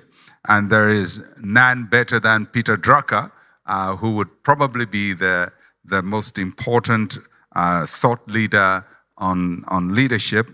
And he says that leadership is someone who has followers. Very straightforward. Someone who has followers is a leader, according to Drucker. Of course, that's not all that he says about leadership, but I'm trying to just pick thoughts from him to reflect on. Someone who has followers. And then Warren Bennis, another important thought leader on leadership, has described leadership as the capacity to translate vision into reality. The capacity to translate vision into reality. And John Maxwell, whom most of us know, says leadership is influence.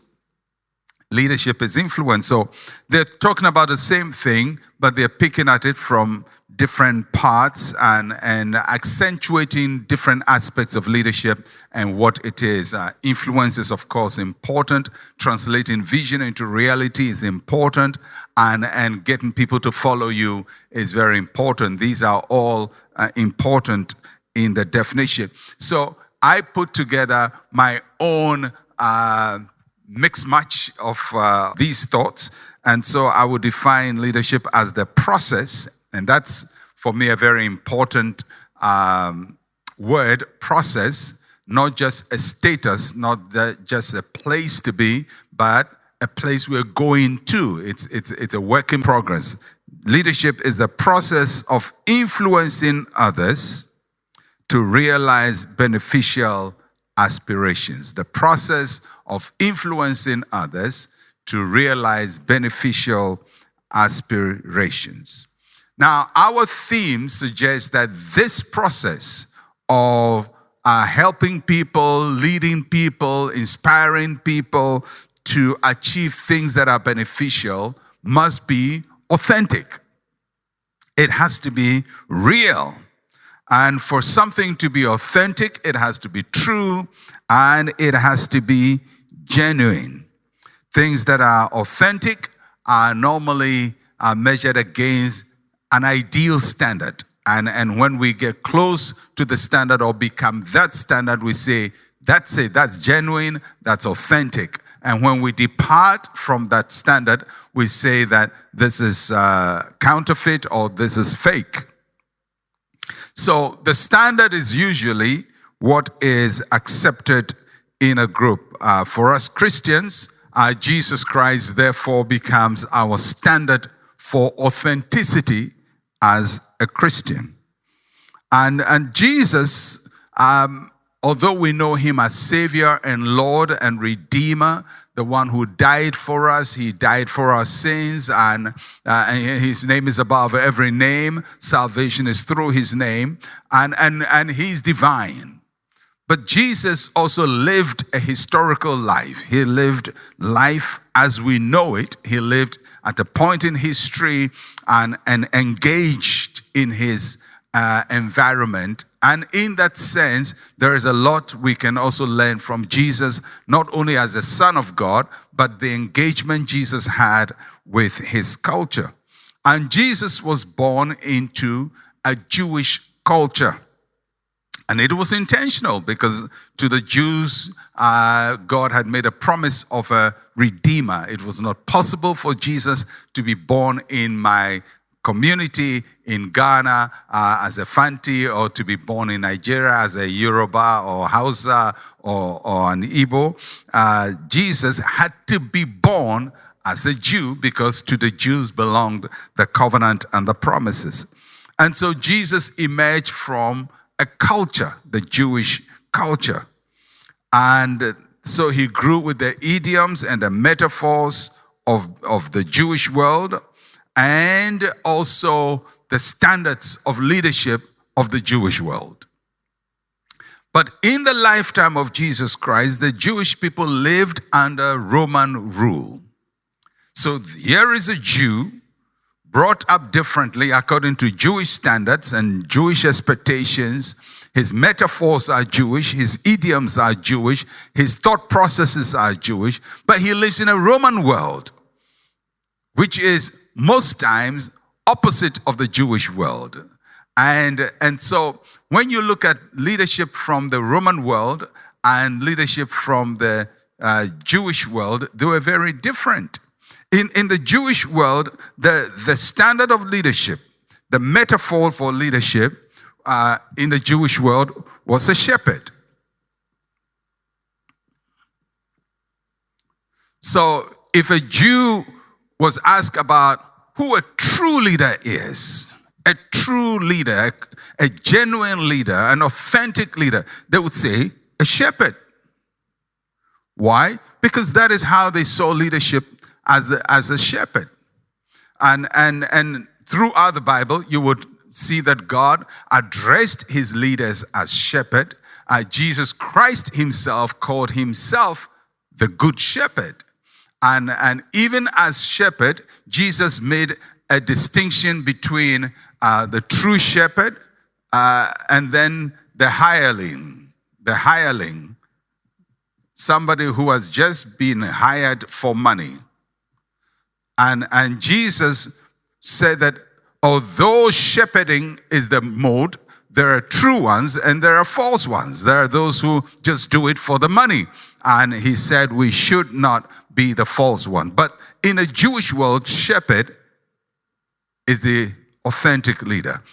However, in the Roman world, shepherd is not the metaphor for leader, is not the symbol of leadership. In the Roman world, a leader was the eagle, was the standard. Eagle. So, if you were to ask a Jew who is an authentic leader, he would say he has to be like a shepherd. If you ask a Roman, he would say, in the days of Jesus, he has to be like an eagle. The eagle and the shepherd, two different metaphors. Both talking about different aspects of the church, of leadership, but not exactly the same, placing one emphasis above the other. Of course, it doesn't mean that we should not have the eagle as an aspiration. I have taught about the eagle and its qualities of vision and of being able to go high and soar above the storm and all of that. Those are good properties. But I'm just trying to say that authenticity sometimes is not the same for the same group of people. Now, one thing about the shepherd is that he fights for his flock, fights for the flock, fights for flock. That's the shepherd. The eagle fights, but it fights not for anybody, for itself. It fights for food. So you can say, therefore, that this shepherd is more selfless, and this one is a more selfish or self-centered approach to leadership. So I want you to have that in mind as we progress, that authentic leadership may not be the same for the same group of people. An authentic African leadership may not be the same as authentic European leadership or authentic Asian leadership. Authentic leadership in Nigeria may not be authentic leadership in Singapore or some other country. And many times when you deviate from what the people expect, they get very, very fidgety, uncomfortable. And it doesn't also mean that something that is authentic to a people is beneficial for them. So it may be something that they see as the symbol of leadership, they aspire towards it, they believe in it, they want it, but it's not good for them. All right. So what do I mean when I talk about leading from your core, leading from within you, leading from your depth? Because your core is who you are without a title. So when I talk about the core, I talk about who you are without title. Who you are without position.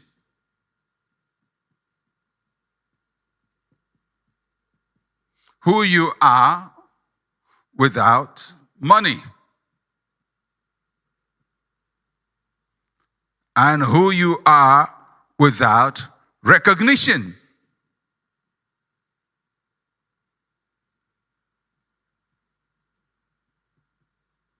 So if you take all these things out, you take recognition out, you take money out, you take position out, you take title out, what you have is your core, who you really are. So your core is who you are when everything has been stripped off. Because many times our leadership has so much around it. And especially in our part of the world, there's so much drama and so much clothing around it, and titles upon titles, and positions upon positions, and money and status and recognition and seats and chairs and all of that. And they all have a role to play in leadership. I am not saying that they are altogether wrong. They all have a role to play in leadership. But they are not the leader. It's not leadership.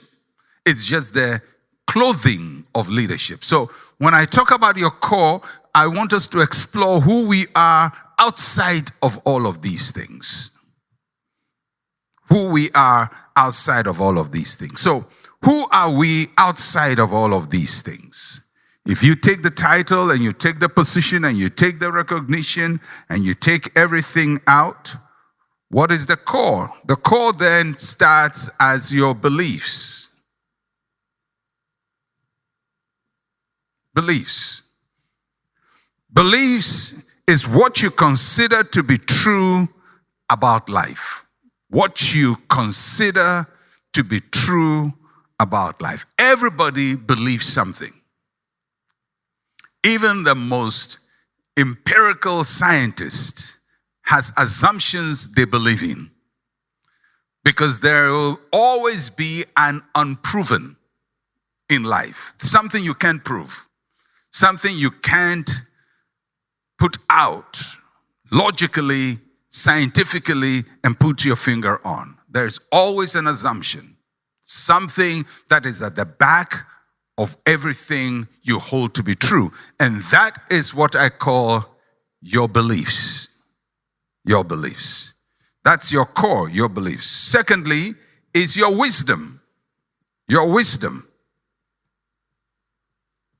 So at the core of your being is your beliefs. As the core of your being is your wisdom. Your wisdom is how you see life. How you see life. Others may call it your philosophy. Each one of us have learned something about life which forms the basis of our wisdom. We summarize them in proverbs and in sayings, in poetry, and so on. So, for example, if you want to understand the wisdom of a Jewish culture, you read the book of Proverbs and Ecclesiastes and part of the Psalms, and you'll get the wisdom. If you want to know their beliefs, you read the Torah, the first 5 books of Moses. You get their beliefs, the core assumptions of their worldview. And then Proverbs will tell you their wisdom. And then the third thing that affects our core is our values. Values. Values is what you see as most important in life. Something that you think is so valuable that you are ready to exchange other things in order to achieve them. That's where you determine your priorities. Because in life, we're always exchanging something. We're exchanging time for education. We're exchanging education for money. We go to work. We're exchanging one thing for the other. And value determines how you do that exchange. So at your core of your being is your beliefs, your wisdom, your values. And the fourth is your passion. Your passion. Your passion is that which drives you. What drives you, what moves you, your energy, what touches your life the most, and that's what determines what you pursue. So, at the core of your being is not a title, it's not a position, it's not whether you're a reverend or a reverend doctor or professor or bishop or archbishop or a pope or a cardinal or a deacon. It's not about whether you are a CEO or a chief or a king. All those are not your core. The core is your beliefs, your wisdom, your values, your passion. So, leaders are leaders before they start leading. Leaders are leaders before they start leading. We don't become leaders when we are set in position. We are leaders before the position. Before you enthrone a man, before you put a person in position, they're already leading. How are they leading? Their core is present.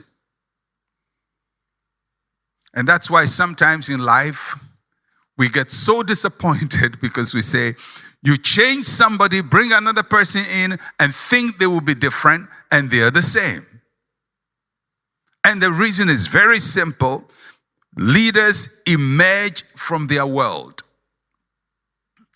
We all emerge from our world. Our beliefs, wisdom, values, passion come from our world.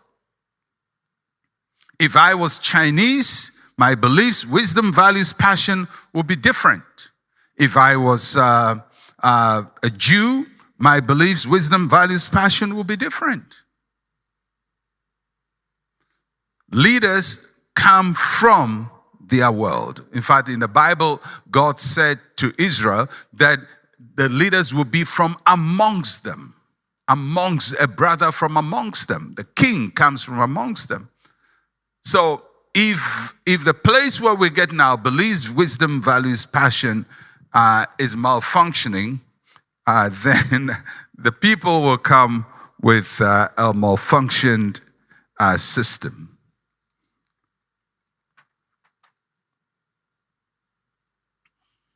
So we have to know our core. I've talked about the 4 things. I've talked about our passion, our values, our wisdom, our beliefs. These are foundations of who we are at our core. Now, for me, I can look at myself and say that at my core, I am an African. I know some of you say, no, I'm a Christian. I'll deal with that later. I'm an African at core. I'm a Ghanaian. That's my nation. And I'm a Fanti. That's for your information. That's my tribe. All right. So I'm an African. I'm a Ghanaian. I'm a Fanti. My beliefs and all of that, my wisdom, my values, my passion have been shaped by this Trinity. My Africanness, my Ghanaianness, and my tribe has shaped me very profoundly. I may not even acknowledge how it has shaped me, but it has. So that's just one part of my core. Then there is another part of my core that is Christian. I'm a Christian. But I'm not just any Christian. I'm a Protestant Christian. Protestant. Those who protested. And then I'm a Pentecostal.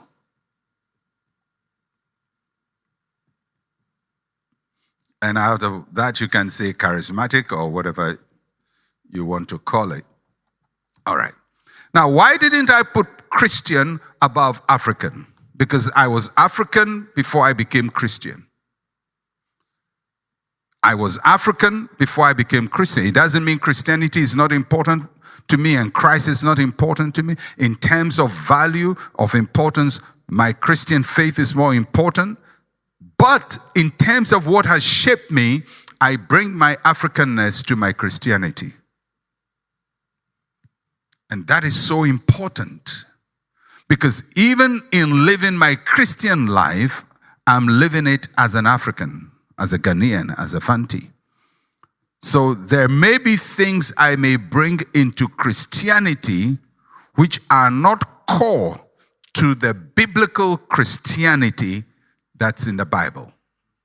They may not be core, but I will be practicing them because they are from my core as an African. Now, if you understand that, it's only in understanding this that we can change anything that needs to be changed. Because if we don't, and we even pretend as if it's not there, we will not even start the process of leadership transformation that we need in this part of the world to transform our society. You know, many times people complain and say, even the church is part of the problem. You know, we have churches on every corner. We have pastors everywhere. And then they list all the things that we're doing wrong and the things we believe that are wrong and the things that we do that are wrong. And I say, you know, I understand why people say so. But in reality, much of what Christianity does that is wrong emerged from the culture, the people, or the core that the people came out of. Anyway, so I'm a Christian. I'm a Protestant. I'm not Catholic. And even as a Protestant, I'm a Pentecostal. I'm not a Methodist.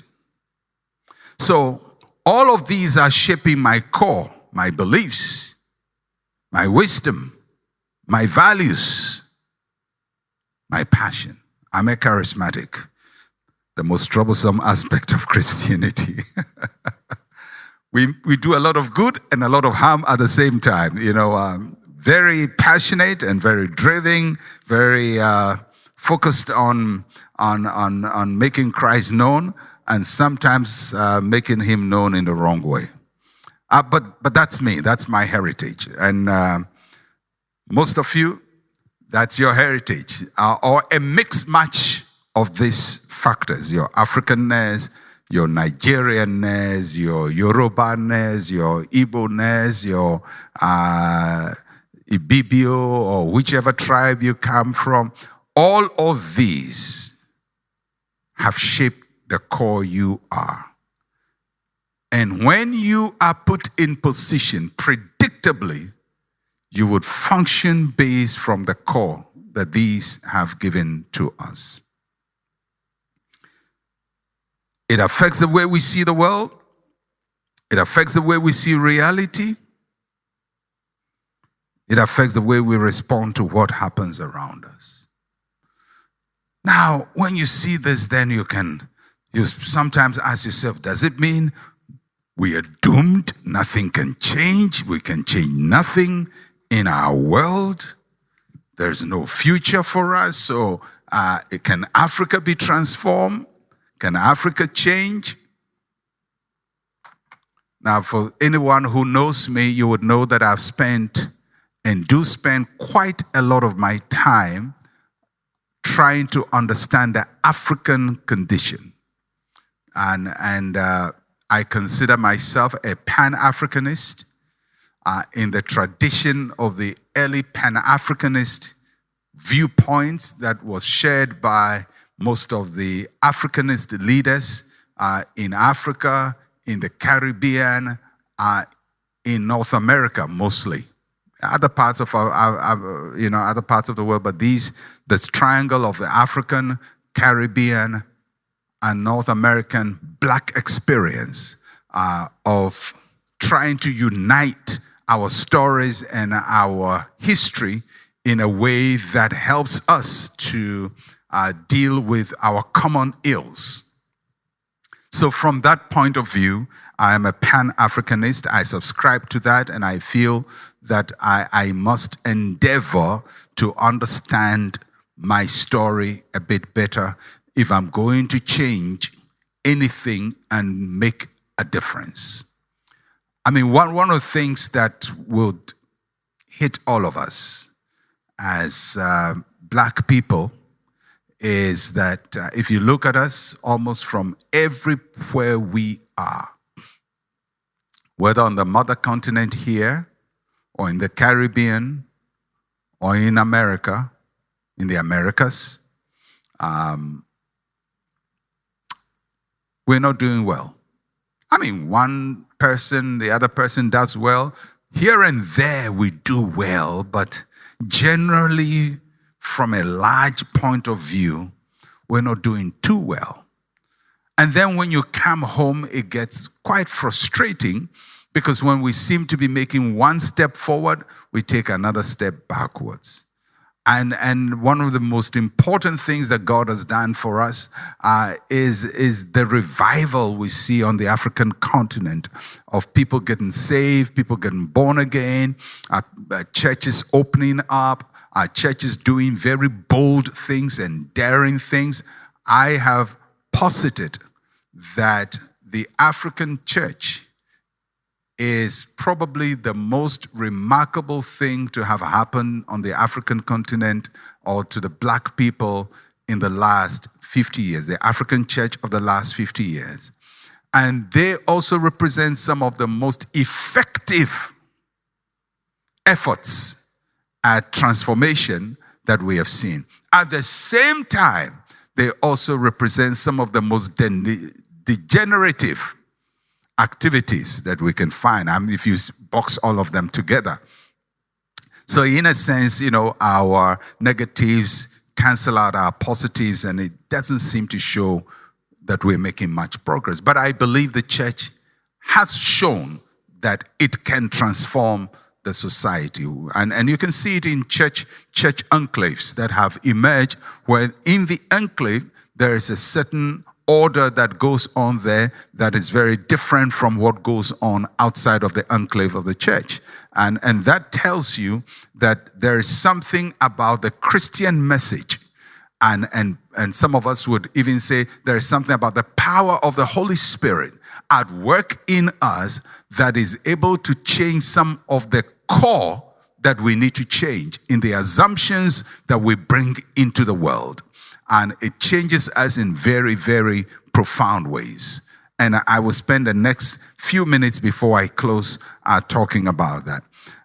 In Numbers chapter 13 and so on, there is a story of the children of Israel going to the promised land. And a popular story of Moses sending 12 spies to go to the promised land, to go and spy out the land. It's a very important recce activity. Go out there, see the lay of the land, and come and give report. And we know what happened. The 12 went, and they came and gave a very, very depressing account. 10 of them did. And this is what they said from verse 32, Numbers 12. The land through which we have gone as spies is a land that devours its inhabitants, and all the people whom we saw in it are men of great stature. There we saw the giants, the descendants of the Anak came from the giants, and we were like grasshoppers in our own sight, and so were we in their sight. Very depressing. And the interesting thing that these are the leaders of the people. So you would say that at this point in Israel's life, this is the core. This is the belief system. This is the wisdom. This is the values. This is the passion at play here. Not every time in their life, but at this point in their life, this is it. If you want to know how the average person at that time thought, this is how they thought. This is the world that they lived in. This is the mind they worked with. It's a very self-limiting core. Very self-limiting. It's so much so that if somebody emerged from this group as a leader, they would express these sentiments because this is the predominant view of this group. And there are a few things I noticed with their approach. First is that there's a slave mentality there. There's slave-mindedness. They are unable to act independently. Remember, they had just come from Egypt after 430 years of living in somebody's land and living at the lowest level in that land. So that mindset is still there. And then you see that there is scarcity.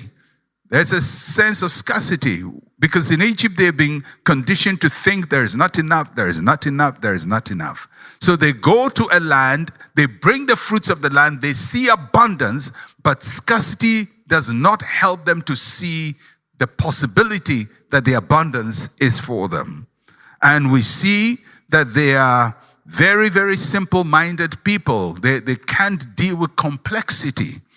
And they're small-minded, they can't think big, and they are selfish or selfish-minded. They can't see beyond their world. But two of them saw things differently.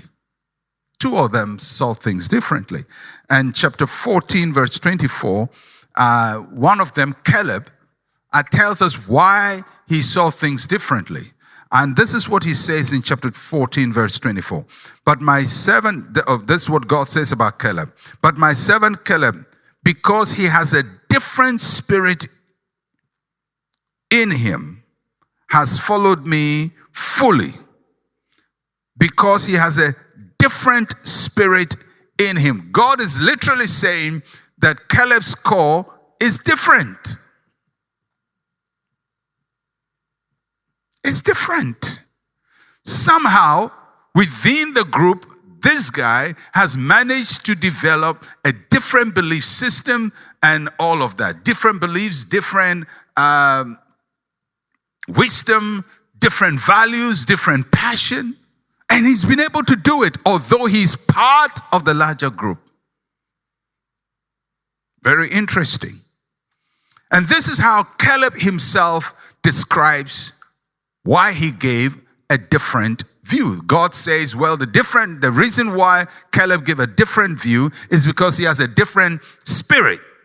His core is different.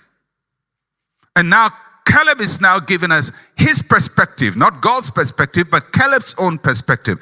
In verse 4 of Joshua, verse 7 of Joshua chapter 14, he says, I was 40 years old when Moses, the servant of the Lord, sent me from Kadesh Barnea to spy out the land. And I brought back word to him as it was in my heart.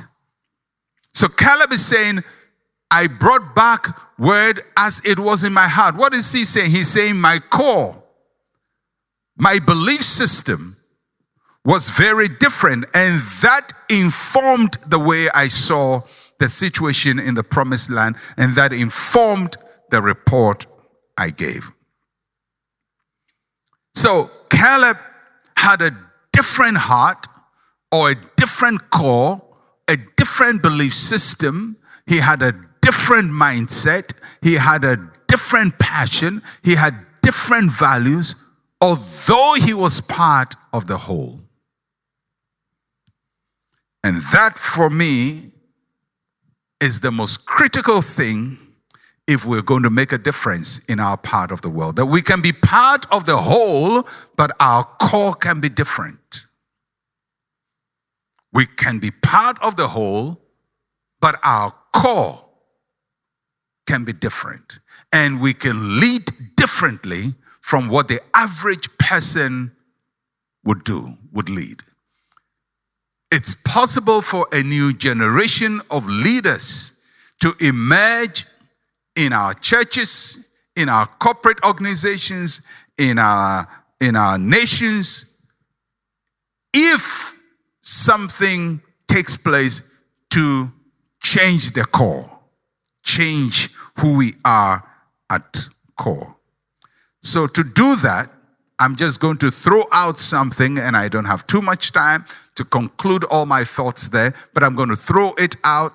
And since all of you are leaders, that I hope that you can start thinking about them and working through them, because one of the important things we have to learn is just help people to think, not just think for people.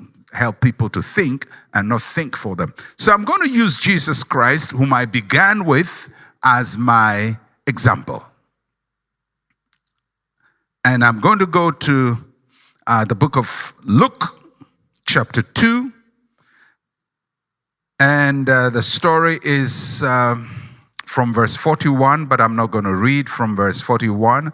Jesus is young at this time. He's probably about 12 years old. That's what the passage says. And his parents take him to Jerusalem to the feast. And after they had finished, they returned. But Jesus stayed back in Jerusalem. And his parents didn't know. And then they went a day's journey and didn't find him. So they finished the event. They left, went a day's journey.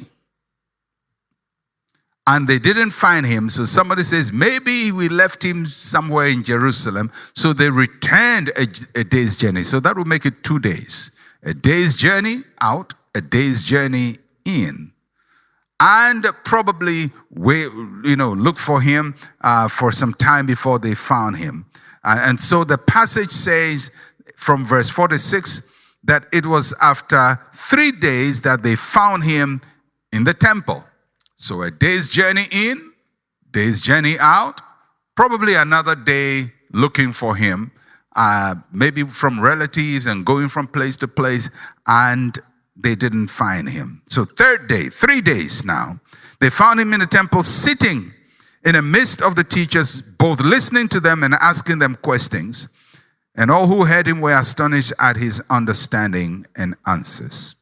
4 activities in this passage that Jesus was engaged in, and 4 activities I will recommend to every leader if we're going to be able to change our core and lead differently from how other people in our group have led. If we're going to lead differently from the politicians we all love to criticize, if we're going to lead differently from all the people we say are not doing things right, if we're going to lead differently, then we're going to do these 4 things. I believe that the scriptures recorded this aspect of Jesus' life to show us something, because this is the only preparatory picture we have of Jesus before his 30th year when he's introduced in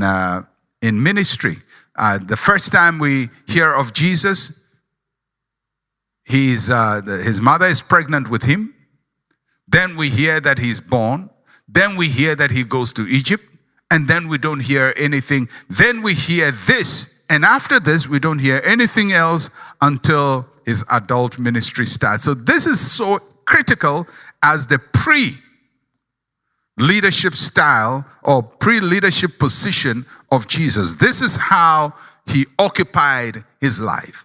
The first thing we would note here about Jesus after they found him in 3 days, after 3 days, is that he was sitting.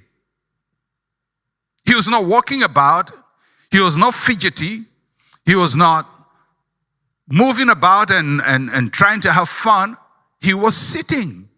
Can you imagine a 12-year-old boy whose parents are not with him, who is composed, who is sitting? And the word sitting is very important because in that time, sitting was the posture of thinkers.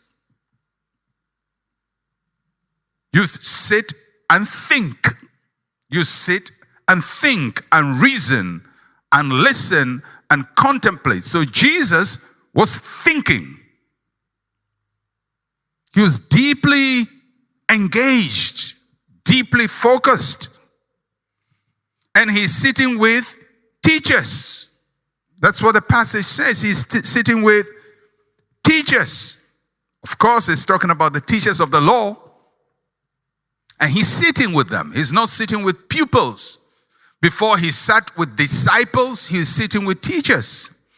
He shows us a process of internalization, of change that helps a leader to think differently from the rest of the society. So the first thing is that he is sitting. He's ready to grapple with deep matters. He's in the midst of a serious debate. And I would wish to be a fly on the wall in that conversation and to listen to all the views being expressed and the attention he's paying to them. The second thing we see about Jesus is that he is listening.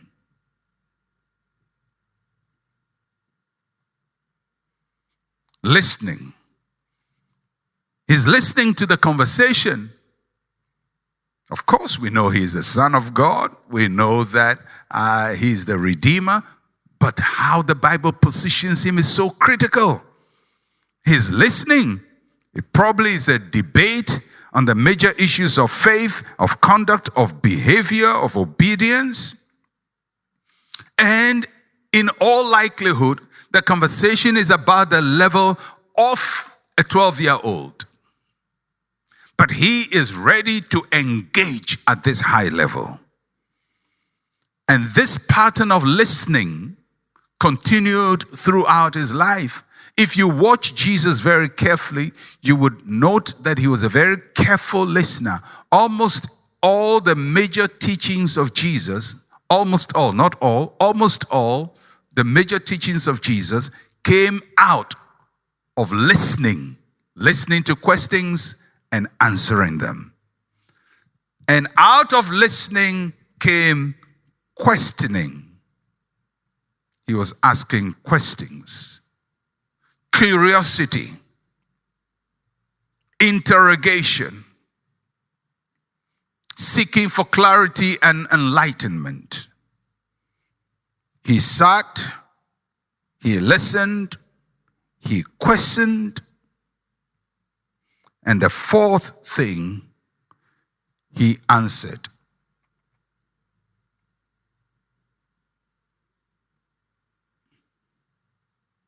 Or answering. Sit, listen, question, answer.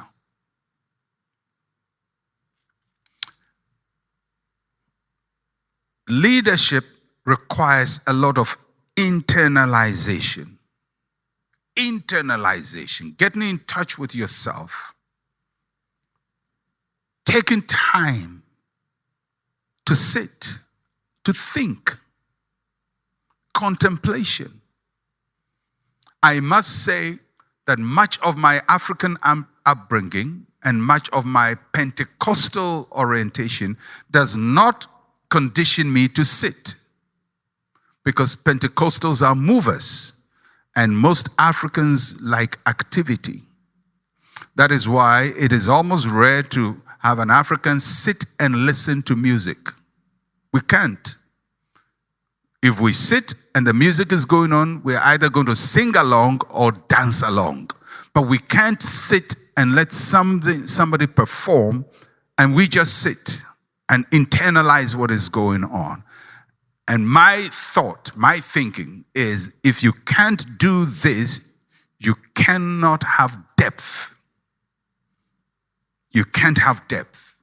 And if you can't have depth, you can't change your call. We must spend time doing this. And if you really want to be a great leader, a transformational leader, you must learn to sit. Sit to listen to people. Sit to listen to music. Sit to listen to the waves of the sea. Sit to watch plants. Sit to watch animals. Sit, just sit. Even when you feel like moving, sit. Listen. Pay attention. Observe. Question. It is out of that you can now provide answers. I hope that what I have shared today will help us. It will be part of the tools you have as a leader as we go through the process of becoming the people that God wants us to be. But at the end, we have to be leaders who function at our core, not from our garment, not from our title, not from our position. Of course, you have a position. Of course, you have fame and you have all of that. But that should not be where our power is centered. Our power must be centered in our core, our beliefs. It must be centered in our wisdom, in our values, and our passion. But that core should not be the same as the society and everybody. We must emerge out of that, like Caleb. And although we are part of a group, through this process, we would have acquired an outsider's point of view, an external point of view that can now drag the rest of the group with us to a better place. That is what I believe Jesus was doing right at that young age, showing us how to build the capacity we need to build to become the effective leaders that God wants us to become. So, thank you so much for spending this time with me. I trust that the thoughts I've put out will be part of what you would use to engage your world and what you use to expand your mind and your spirit and your worldview and to help you to make a difference. And I trust that the rest of the speakers will all help us to become the kind of authentic leaders that God wants us to be. Thank you, Pastor Sam. Thank you so much for this opportunity.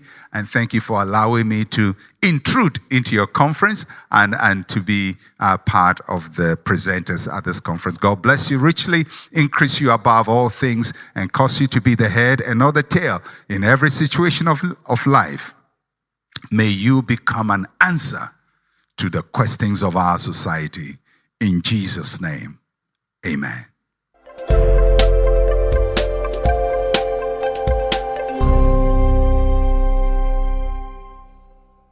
So loaded. I don't know where to start from. Where would you start from? I'm trying to digest the whole message. You know, Dr. Mensah Otabil has a way of, you know, the part for me. Simple word, but very powerful. Is that learn to sit, learn to listen. And what jumped out to me was when he said that as Africans, we cannot even listen to music without either singing along or trying to dance. Absolutely. And you don't know that you're missing out on the moment that sometimes you just need to relax and calm down. Yes, you've got to be still once in a while. Okay, so hit the like button, please, if you're watching on YouTube. If there has been anything at all that you liked, one thing that you liked, hit the like button, share it with your friends. If there's something you heard and there's that friend that you think should have heard it, okay, share it with a friend. And also, you please put in the comment, let's know what's on your thoughts so that we can serve you better, we can bring you more. And of course, you can watch these videos on demand. If you missed any part, you can also watch it afterwards. Or if there's something you really wanted to hear again, or you just want to just internalize it, just watch it again. It's available on demand even after. So, Tokwe, I saw you. She was nodding. Yes, so she was nodding. Just nodding. The word is entering now.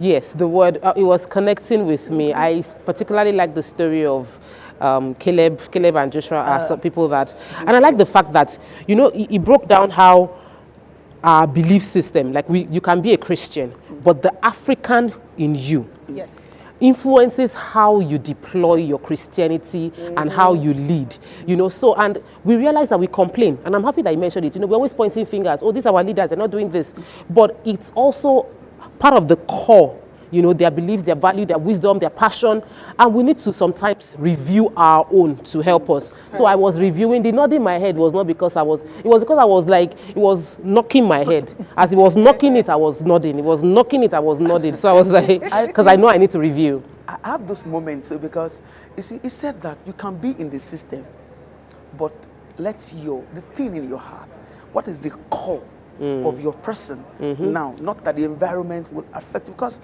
and I want to bring it back to African politics. For someone like myself, I know a few of you I've spoken with, like, no, I'm not even interested in all of this leadership thing. It's not going to work. It's not going to work. It's dirty. It's not going to work. And it seems that, see, yes, the system is like this. It seems like nothing is working. But even in that, if what is in your mind, Caleb said, I spoke with the word on my heart. So exactly that. So even when there's chaos around, what exactly are you made up of? It's what just keep bringing in mind that, okay, this situation might be bad. What are you doing about it with the core that you have with yourself? We've got this amazing message from Christopher Fashikbebi. Yeah, go ahead. He said, I have given up on this road before. Listening to this word from God, from Pastor Otabil, I'm on it again. My core is to see differently. I think there's some extension there. And that's it. This is me. Because now see these things differently. That, okay, I decide that I'm not interested in this thing again. Let it just be. Let me find it for myself. But he said, change it. Just change it. Can I have something? I said, Tokwe Badeni. He said, we rarely acknowledge that our culture can influence, our culture influences us as much as first African before Christian. And that's true, what Tokwe said. Yeah, because you're first African. There's a way. I made a joke around my friend that there's this thing about African that when you want to pray and you don't start with Jesus' name 3 times, blood of Jesus 7 times, it doesn't carry power. Oh my God, Jesus' name, fire. No, Bukumi, that's the comedian part of you that is saying it. No. It's just, sometimes they are trying to convince ourselves. When we say it 3 times, we feel like we are now convinced that God has heard us. Papa says, once is enough. Once is enough. Once is enough. Adenike Baker said, leadership requires a lot of internalization, getting in touch with yourself. Knowing you, this is beautiful. Please, can I get one more? Princess said, Jesus showed us at the age of 12 what it takes to be an authentic leader by sitting, listening, questioning, and answering those questions. Now the sitting part again, it's just... There was a lot, there were many segments to the message. There were many segments, and every segment had a message. I don't think this is a message you listen to once. No. I think it is something you need to listen to over and over again, because every time you listen to it, something else would click in your spirit, and it is very important. And the beautiful thing is, this is always on demand. You can always go back and revisit and watch it. And most importantly, while you are at it, please like, comment, and share with your friends. There's a blessing on sharing. There's a blessing on sharing. Please share with your friends, and don't do this one alone. Let me take this. Okay. Oluwakemi Adebayo, this is deep. Thank you so much. God bless you, sir. That's to Dr. Mensah Otabil. Every time you hear Dr. Mensah Otabil speaks, you wonder that this man African, but he has enough melanin to convince you that he's African. He's a blessing to our generation. Michael and every time. He said that if you can't sit to think, you can't change your core. I think that this core thing kept coming over and over again. And I think a lot of people are connecting with the core and how we need to review our core as leaders. You know, we need to review our core as leaders. And I know there's an app where you can get all this information. Yes, the Alta Media app. Download the app, please, so that you can get everything you need to know about this, okay? It's called the Alta Media app. Download it, I'm sure, on Play Store. Just find it. I mean, all of us are techie nowadays. And please, if you haven't forwarded the videos from this session, this day one, this powerful day one, if you haven't shared with anybody on your personal social media page through WhatsApp, please do so right away. No. We've said it over and over again. There's a blessing on sharing. If you hear it and you don't share it, then you're being selfish. And this is not what authentic leaders do. Authentic leaders understand that I share the knowledge, it does not diminish me. The fact that somebody else knows where I get my strength from does not limit me. I know that whenever I come to ELC, my next year is made. I missed last year. So for every one of you that are joining us for the first time, maybe you've never experienced ELC before, like, where are you on the planet? If this is your first time connecting with us on ELC Excellence in Leadership, then you need to drop that link. There's a link within the chat box. You just click on that link and let us connect with you, because we have resources that will help you become even a greater leader. Okay, and while you're at it, smash, you know how they say it when I'm watching YouTube videos, smash that like button. Smash the like button. It just amuses me all the time. So just hit the like button if there's been absolutely anything that you liked about it. We've got more messages before me. Okay, Caroline said deep insight from Dr. Mensah. Sit, listen, question, and then provide solutions. Answer. I want to ask you these personal questions, and I'm going through it in my head that this is just day one. This is just the first day. How do you feel? And it's the first time we are going all online. It's the first time that we are going all online, full online. Yes. No physical touch, politics coming here physically, and people are connecting online. It's the first time, and it's day one. How do you feel? Honestly, I want to throw that question to everybody watching. What was your online experience? This is the first time we're doing ELC online. Let us know what your online experience is. And don't forget to post a picture of yourself watching ELC and send it to us, because we'll love to go through it when we're done. But my own online experience so far, you see, because all through last year, I was forced to worship online, and I've realized that there's no difference. It's your heart. It's your heart. It's whether you are here physically or you are watching online, as long as your heart is connected to the word, the impact is the same, guys. The impact is the same. Whatever it is that you're expecting to morph into the next level you are hoping for, you would achieve it if you're here or if you're there. You just let your heart connect. Okay. Okay. So please remember that all the videos are available online. You can keep watching over and over for as long as yes. And if there's something that made impact to you, something you think your friends should see, share with them. Okay, share your thoughts. We will be here again tomorrow. Yay. Yeah, so we'll take whatever comments. Okay. Pastor Sam will be here. Dr. Please. Sam. Dr. Sam Adeyemi would be here. Jacob Pella will be here. Godre Ogbeche will be here. So, I know. And I mean, if you had a good time today, let me just say that the glory of the latter is always greter than the former. I like the way you have scripture for everything. Just put it there. Lyrical, about it. And we're going to be live here at the studio as well. Yes, I would definitely love to hear from you. Keep sharing those comments with us, your thoughts, everything. We'll be responding to you live, okay? My name